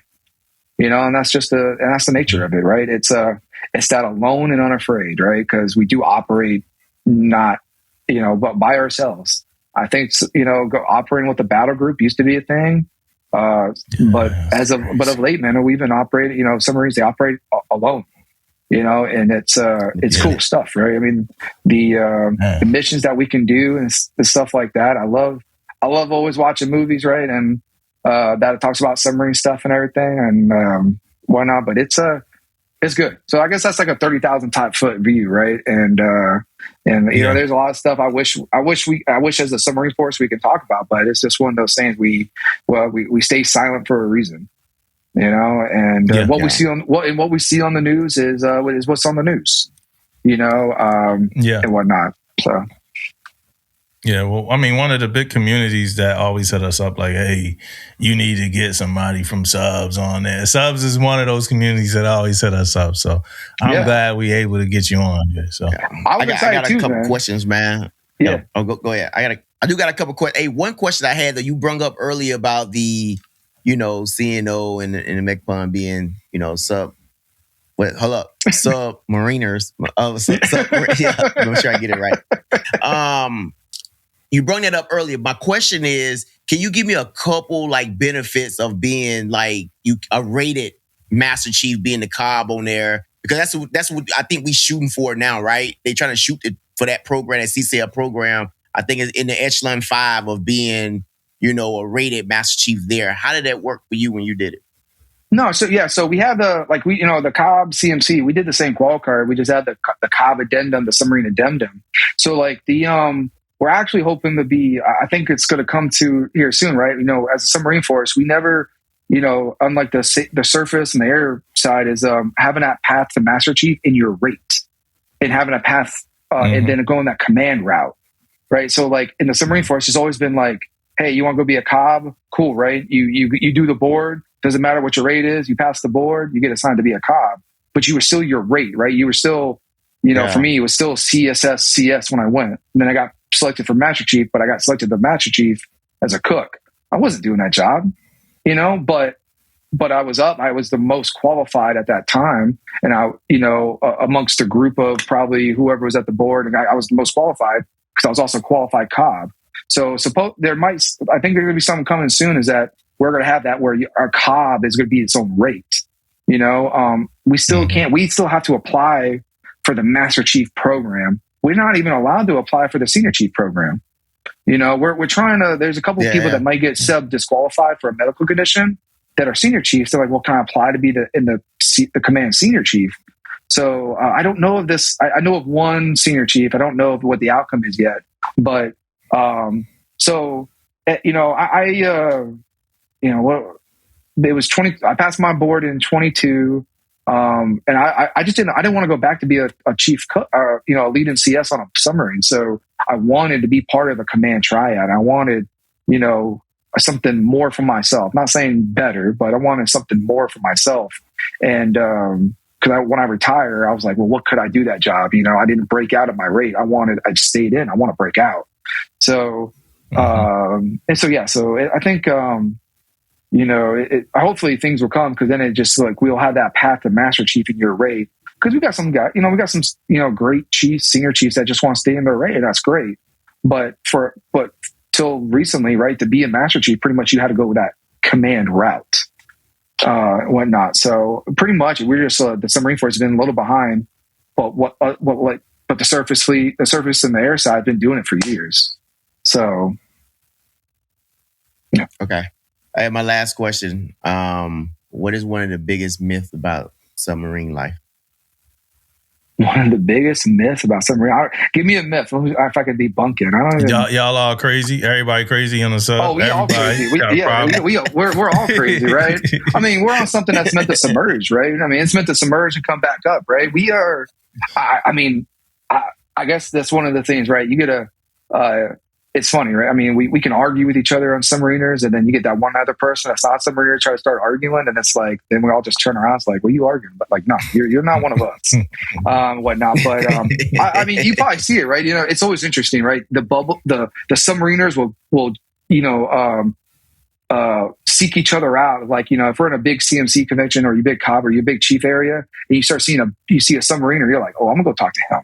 I may not want to talk to my other chiefs, even though, like, you know, oh, what is this, whatever, but we sort of just stay together and everything like that. So, I mean, I think we're all a little bit of, you know, crazy at times just because, like, we're on something that's man-made. This is what great stuff, right? I think some of the shipyard builders that we have and welders, right? I mean, the submarines are man-made, just like a surface ship. Everything's man-made, and it's able to stay on water and all that kind of stuff, just to be a part of that organization and the team is like, especially on its own, going submerged on something man-built, you know, and executing that takes somebody special, you know. And but nothing, I'll tell you right now, nothing's better than when you surface.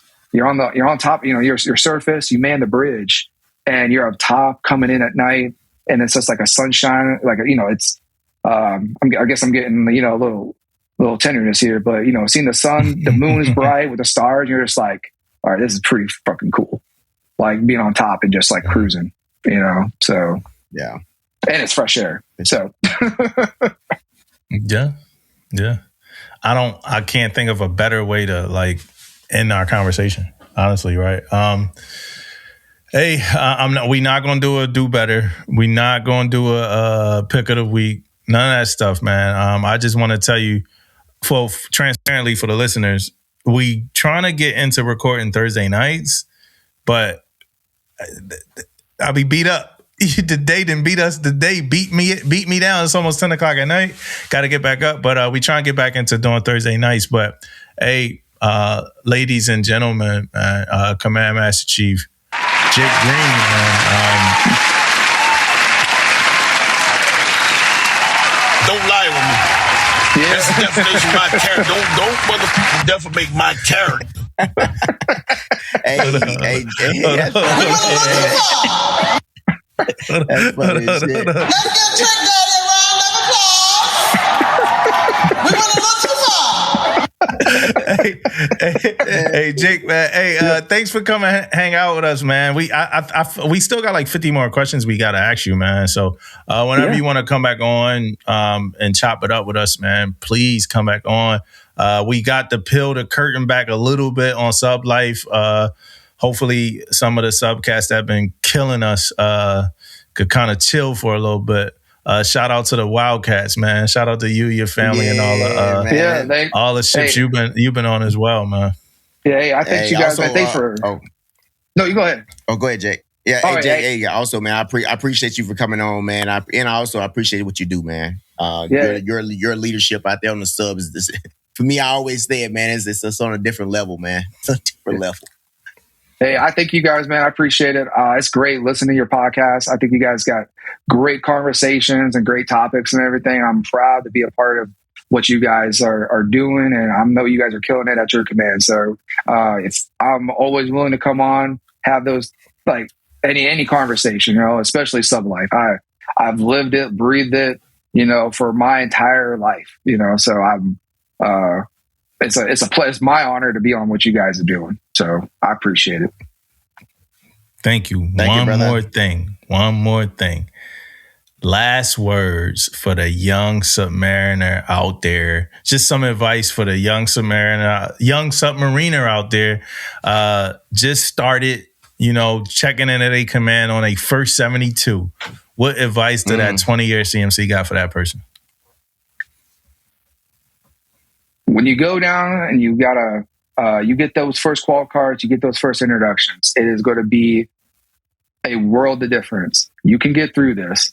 When you are struggling, just reach out for somebody that can give you some honest feedback. And if you were receptive to that, you will be successful. And you're not alone. People have done it before you, and people are doing it now, and people will do it after you.